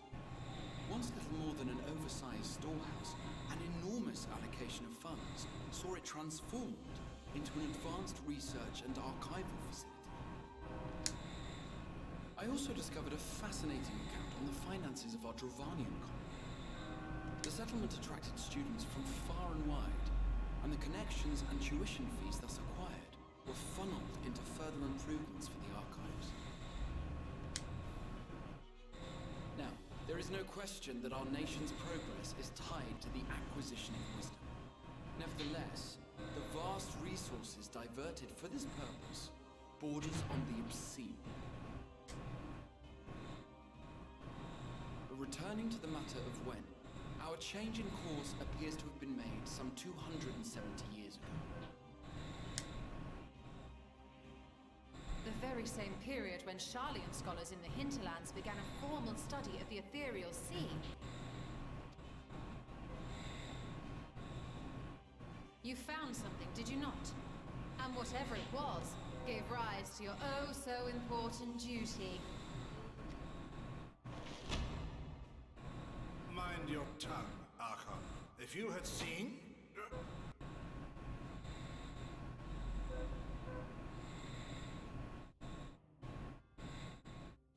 Yes, we are bound by a duty we cannot ignore. Knowing this, what would you have us do? Abandon our vital work and join you on the field of battle? We will never choose the way of the sword. We will fulfill our mission, not through strife and bloodshed, but survival. Come what may, we shall live on. We must. So the thing. Do as you must, then. But we Scions will fight until the heavens fall, until our last breath. Yeah, she also said the thing.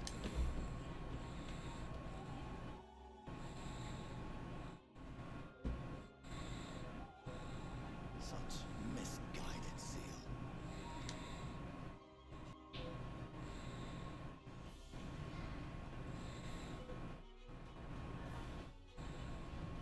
Father, Master Fortuner,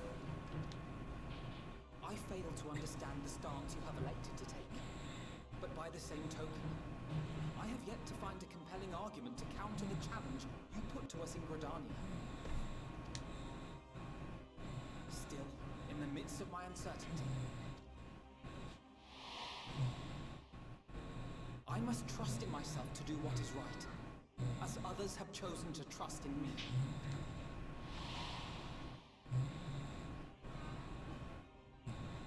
So I will continue, as I always have, weighing the consequences of my every action, and allowing my hope for the future to inform my decisions. That's quite enough. Have you all forgotten the reason for this assembly? Scholar Montrachet. He's the head of the studio and an old friend of my grandfather's. Honestly, every discussion devolves into some interminable debate. Terrible habit. Let's return to the topic at hand, By their own admission, these Scions have resolved to fight alongside the Eorzean nations against the doom which swift approaches. But there exists no evidence of an attempt to incite our citizens to do the same. Furthermore, while our decision may well have been the correct one, we cannot simply bull our way through these disagreements without inviting doubts or objections. Put yourselves in their place. Who among you would leave a tome unopened if an elder forbid you read it with no reason given? No. If we're to quell further discontent, then we must conclude this matter with a fair and even hand.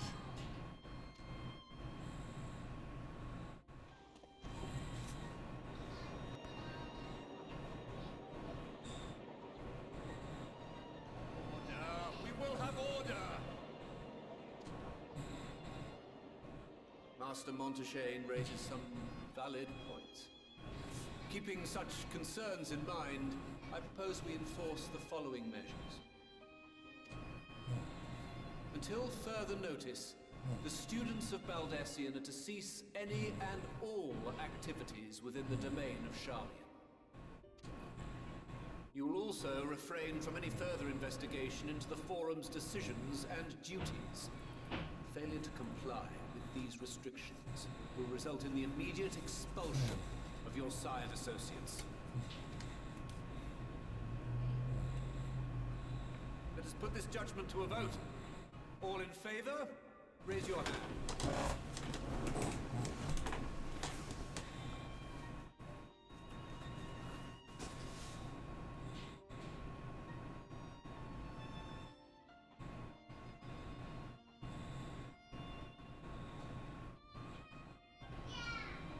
I count 51 for and 48 against.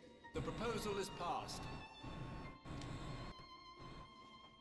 Students, Scions, you have heard the Forum's judgment. Pray abide by it, or face the consequences. Uptight, uppity assholes. Honored members, I thank you for your time. This inquiry is concluded.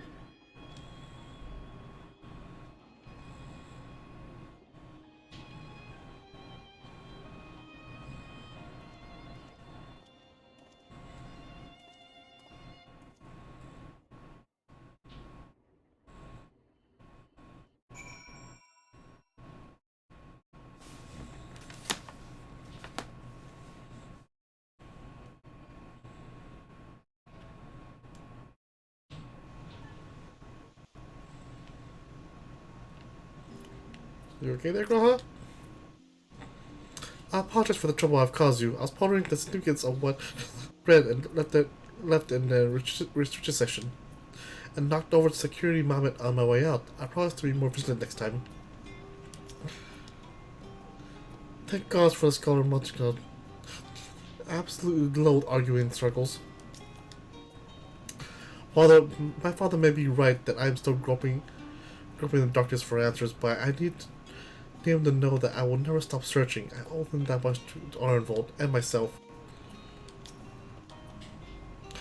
He may encounter some raised eyebrows, but to continue to claim the students as responsible whenever so the need arises.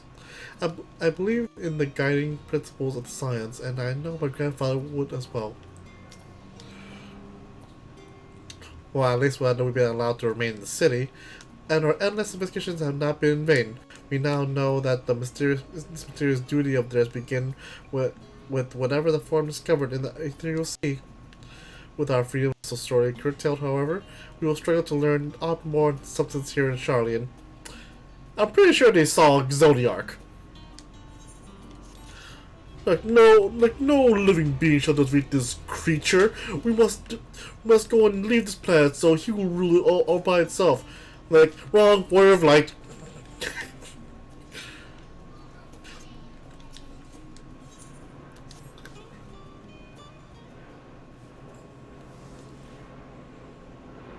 The overall picture has grown clear, yes, but that's in spite of the Forum being so madly vague about this duty of theirs. Why are they so reluctant to explain their actions in plain words? Survival, come what may, is father's work so vile that it takes precedence over his own family? Aphrodite, Alize, that is you. Their mother! When I heard you've been dragged before the Forum, I came as quickly as I could, and I'm very glad that they allowed you to stay. Mother! Mommy dearest.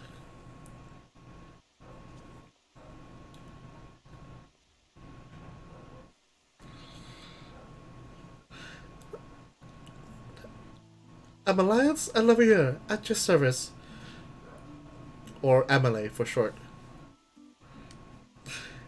And you find people must be the Scions of the Seventh Dawn. How lovely it is to finally meet you.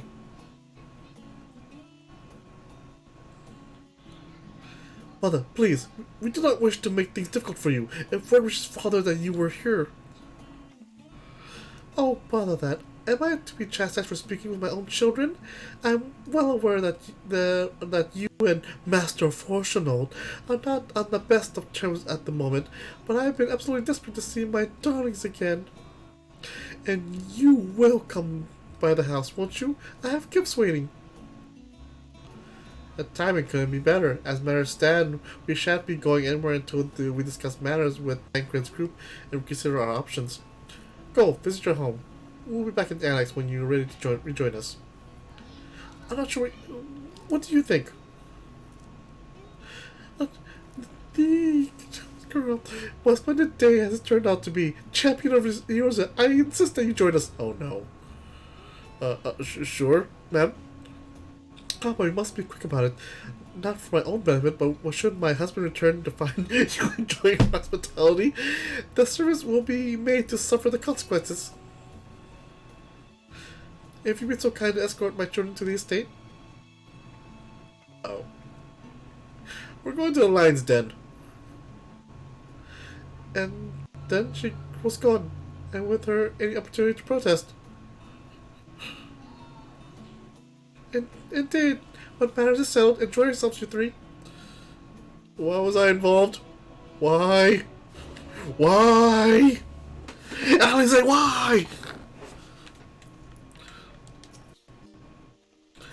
I'm sure Avalon thinks nothing of it. He invited classmates over all the time, but I wasn't the most. It was a different time for me, alright? I apologize. My mother is not one to take no for an answer. Still, I'm relieved even, to see you in such high spirits. What say you? Though it seems that we shall have little enough time to enjoy it, will you accompany us to visit our home?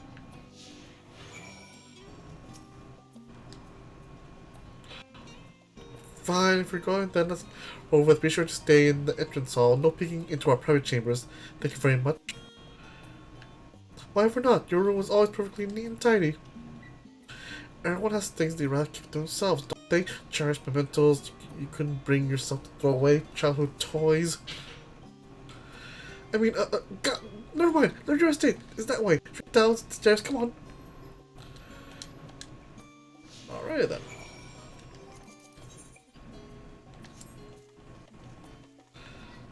Let's go, Tiny Dalamo. To the Livia estate. Oh, hello.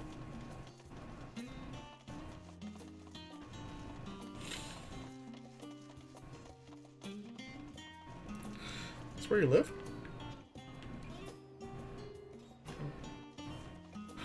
Wait a minute. Ooh. I don't recognize that outfit. That's an astrologian.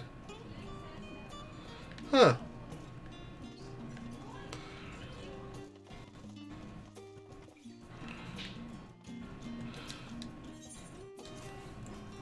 But Alice and I were little. This bridge was as far as we were permitted to wander alone. I say alone, but my mother or a servant was always somewhere nearby, keeping a watchful eye. And now look at us, traveling to different continents, different worlds even. As children, Afano and I will often wait here for our father to come home from work. It must have been a day when his meetings ran long, because I remember growing restless and leaning out the railing watching the water rush by. Father, of course, arrived at the exact moment. Came pounding down the path in panic, crying out my name. Simpler times.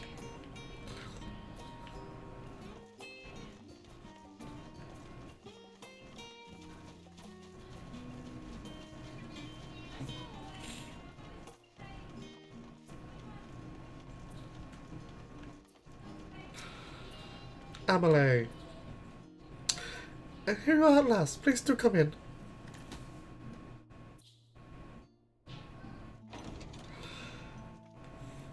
Welcome to Chateau Levier.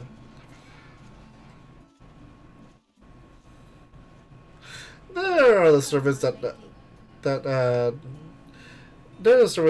Alice came with.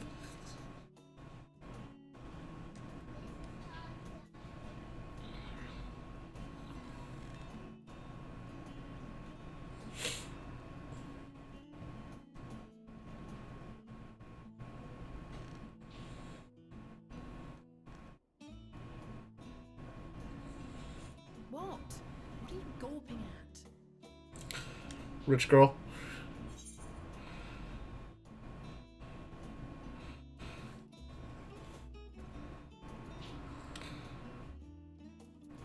Just admiring the craftsmanship.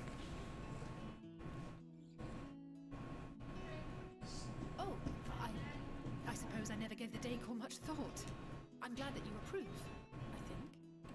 Sure. Right. Lord Fortuneau is not to hear of this visit. And I should also like the children to have their gifts, ere my husband makes his return. As you wish, my lady. House Livier. More like Chateau Livier. Chateau on the Grand.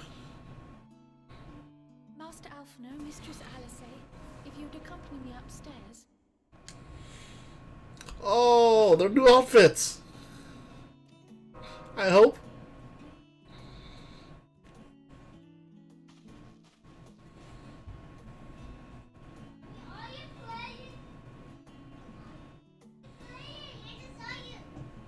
The twins have been sending letters home from time to time, recounting their latest adventures. Oh? I am sure they withhold certain details, of course, only to keep me from worrying. Yet a mother worries all the same. In the early days especially, I tried to support them as best I could, sending the Scions coin and other such donations. Fortunately, they have found the strength to overcome adversity time and time again. Their words grow more confident with every letter, their depictions more vivid. The triumphs and defeats, the joys and sorrows. It is clear that they have come to find value in every experience. But of those they treasure most, it would seem that meeting you might be the most impactful. Why, since that fateful day, I do believe there has not been a single missive in which you were not mentioned by name.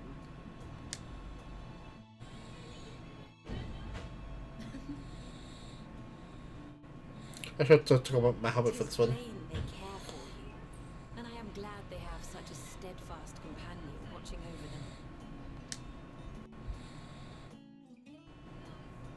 Under normal circumstances, I would offer you tea, but alas, these are anything but. In any event, why don't you keep me company whilst we await my children's return? Perhaps you might regale me with a tale or two of your exploits. Sure. Hopefully Rule 34 might not, hopefully Rule 34 won't take this in a strange route. Hopefully not. Internet, go away.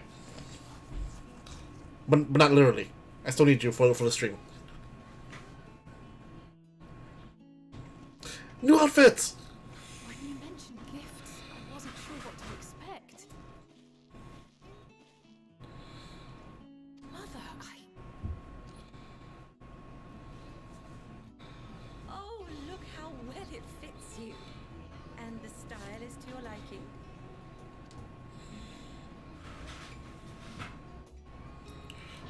She gave her daughter oh. Not short shorts. It's one piece. Tell me you had something different made for Alpha. Naturally. You are hardly little children anymore. And while I shall miss dressing you in those precious matching outfits, I must respect the individuals you have grown to become. See for yourself.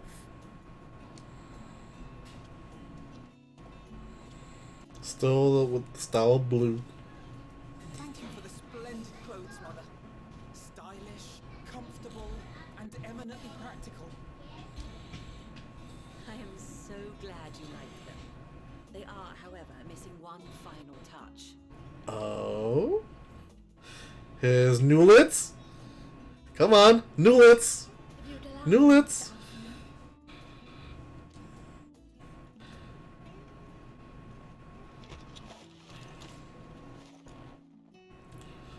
His newlets! Sage! Wait. Are these... A sage's sage's tools of the trade. They belonged to your father. Oh, the father was a sage. Thought it would be the grandfather.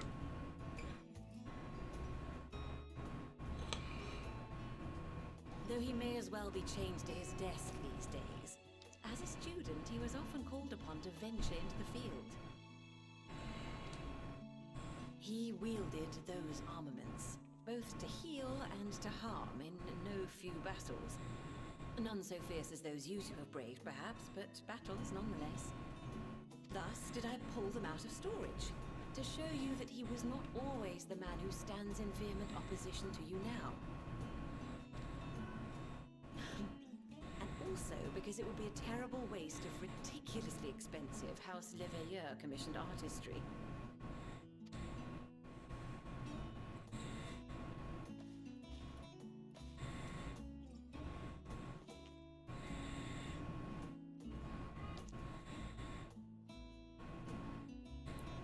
Aha! I'm told these devices are quite difficult to master, but someone of your extensive experience should soon have them darting about with grace and aplomb. May the wisdom in that crystal serve you well.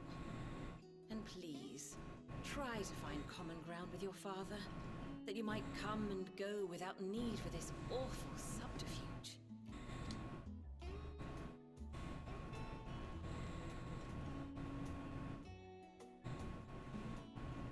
We will, Mother. I promise. My final gifts to you, before you run off, are an observation and a suggestion. Firstly, Fortunato has ever been a serious man, but it was only after you were born that he truly lost himself in his work.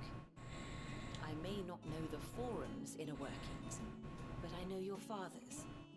The timing of that change in him holds some significance. Secondly, do not seek to best your father with words. Far better that you simply show him. Let him discover the merit of your actions, after they cannot be undone.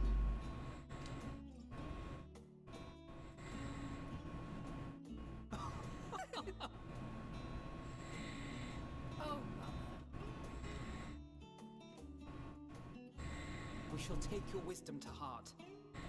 Thank you again for these gifts, and farewell for now. Safe travels, my children.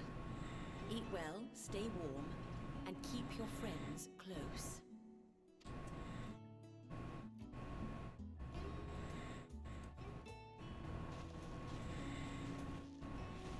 Palamon Porum.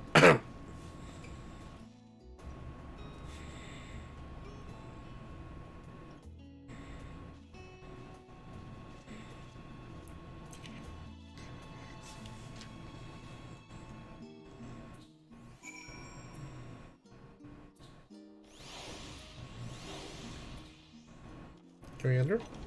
Oh, we could. Thank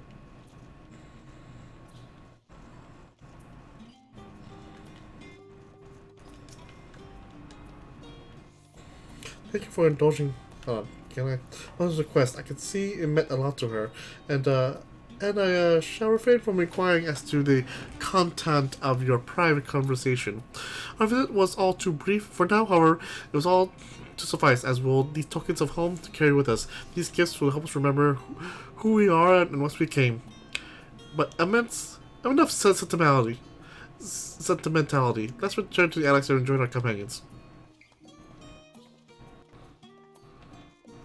To the X, ahoy!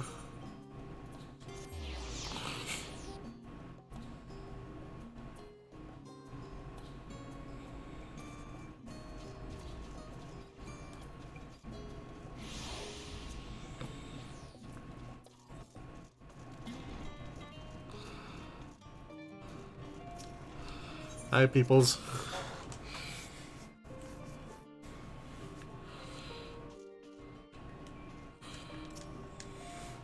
As curious I am to learn the truth of this duty, I wonder what else the Forum is hiding. A calamitous secret whose origin lies in the ethereal sea? To Duplicity aside, however, I do not believe Master Fortunal means us ill. Even the harsh words he had for his children stemmed from not from anger, I think, but desperation. For us to feel responsible for the decision in House Labyrinthos will be pure hubris. After all, we are merely the outskirts of what it is, essentially a family affair. Yet neither can claim.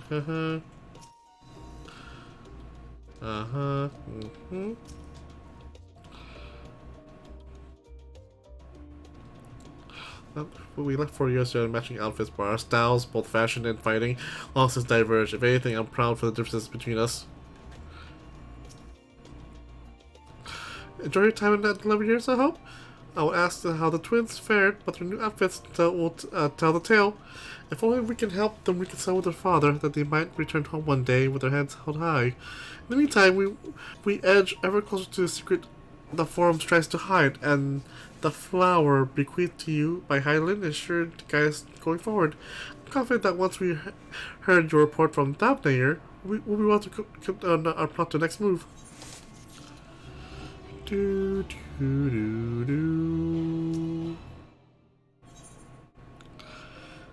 I think once I unlock the dungeon, that's what I gotta call it. Even though I do want to enter the dungeon, we'll make that as our first thing to do next our next streaming session. Since there has been progress in both investigations, shall we share the findings from our respective locales?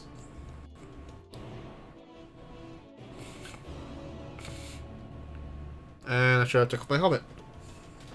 This helmet has been more.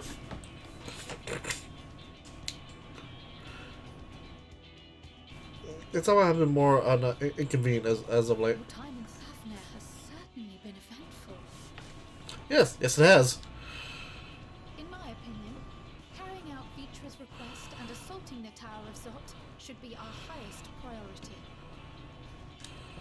I agree. While I still have questions concerning the Forum and their grand undertaking, we have all but exhausted our avenues of investigation. Simply pressing them any harder on the subject will almost certainly result in our expulsion.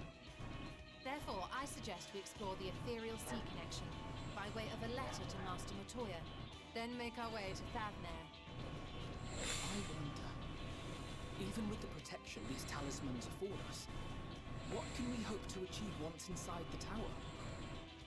According to Arenvold and Fodola's report, they were unable to free the Emulger. Worse, their attempts triggered the tower's defenses, which led to a summoning of Luna Afrit. What does it tell us that the Spires even have such defenses? Simply pulling a prisoner from the wall is fatal, thus the direct approach is doomed to failure from the outset. Any further measures to dissuade such action seem unnecessary. Unless, of course, there is a way to free the prisoners without killing them. Then it stands to reason that any intruders will be met with overwhelming force. The towers appeared throughout the world in but the twinkling of an eye. 'Twas by magical means these structures were raised, I surmise. A spire thus conjured must needs be maintained, and I suspect an arcane catalyst, some manner of core, doth lie hidden within. Destroy the core, and the tower ceaseth to be, thus liberating the captives without harm.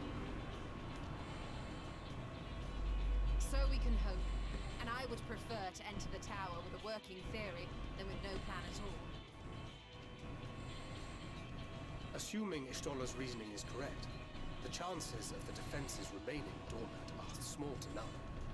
Any primates will have to be dealt with, and defeating one will likely only lead to the summoning of another. Our every victory will only compound the prisoner's suffering. May we not then divide our forces? Those proficient in healing will focus on sustaining the captives. That duty can be covered by Urianger, Cryon, Rostola, and myself. The remaining Scions will proceed with the search for the core. Admittedly, this strategy puts both parties at greater risk, but it should bolster our chances of saving the Arca by a considerable margin.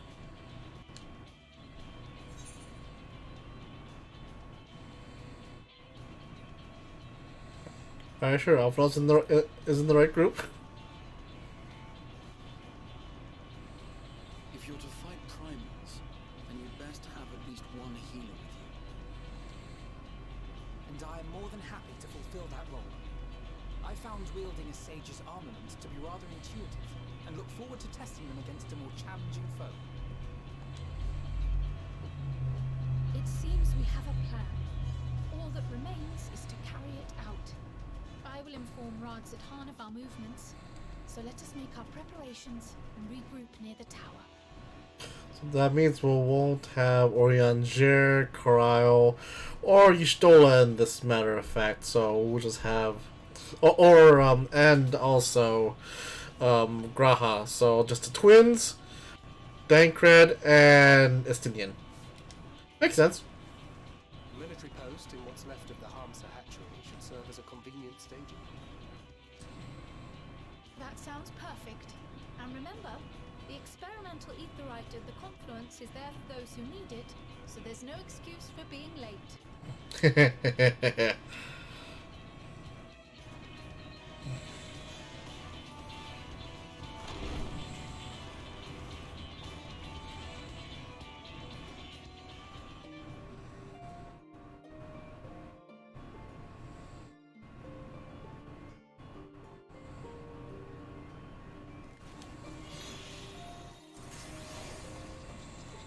So the Ellisons will have to accompany me to this. Rather than 2,000 years ago. Great work. 1,000 gil, seriously. That's not I'm pretty sure it capped at 999. What's this on? Oh, just me.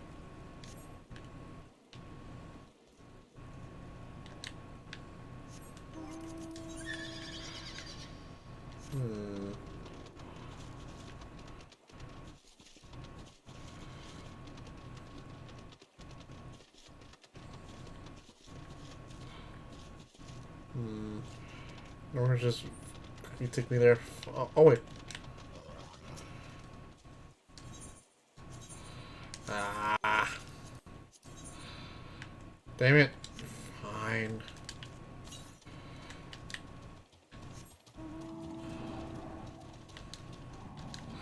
Not regret Silmer. Sure.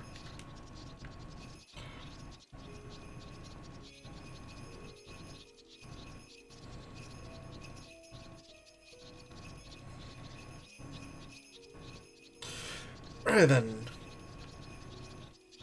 This has been a very, very uplifting MSQ. Lots of lore bombs and what's the word for it? Well, lots of story has been just placed into our laps. Like, and I am very much happy to absorb all of that. Like, woo! Like, and I'm pretty sure what they found in the Ethereal Sea was Zodiark, or both Zodiark and Hydaelyn, because Hydaelyn did say that her influence is strongest within the Ethereal Sea.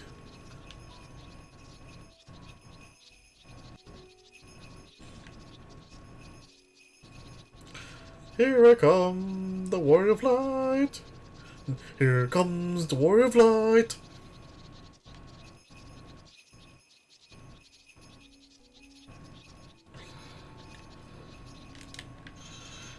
Abdeen, I'm back.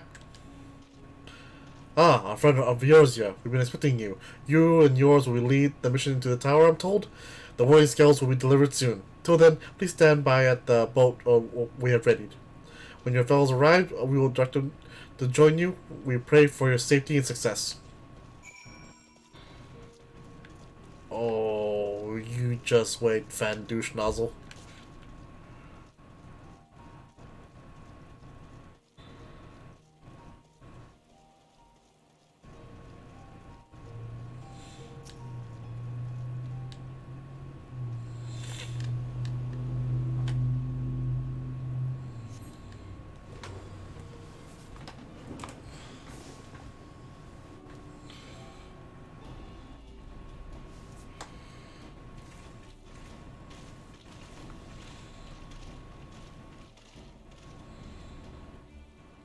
If this is the future of Aetheryte travel, I think I'll stick to boats. No warning, however empathetic, could have prepared me for that. I kind of wish we are a little late, but finding fit, mostly.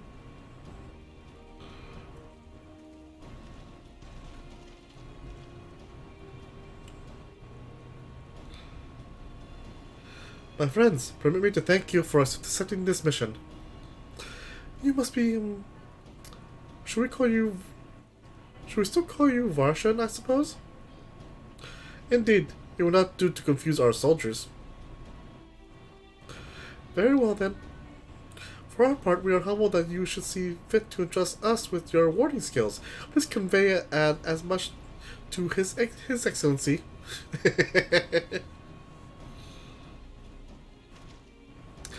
One for each of you. Please accept them with my blessing. Our thanks. With these, we can go anywhere. Those with these, we can go anywhere. Those with the blessing of light can go. Not only for this operation either, but all the ones to come. We can finally break your monopoly on primals.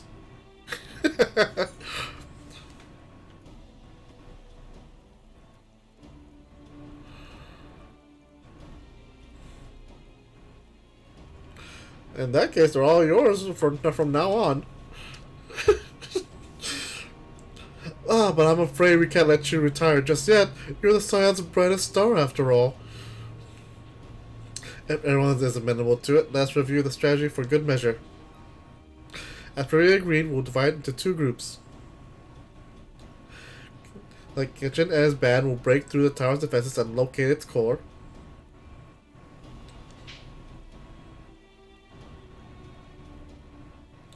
Meanwhile, the rest of us will tend to prisoners, who will doubtless want for healing due to the duress of repeated summonings. The primals which the tower bringeth forth shall be the deities of the Narian myth. As we have no prior experience with such foes, pray exercise the utmost caution when confronting them. We commence the operation at your word, my friend. For the people of Thamnair, nay, the entire world, we must prevail.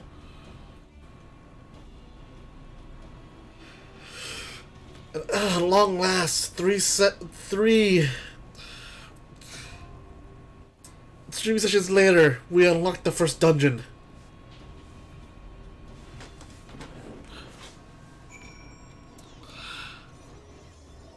Yep, there we go. Trust.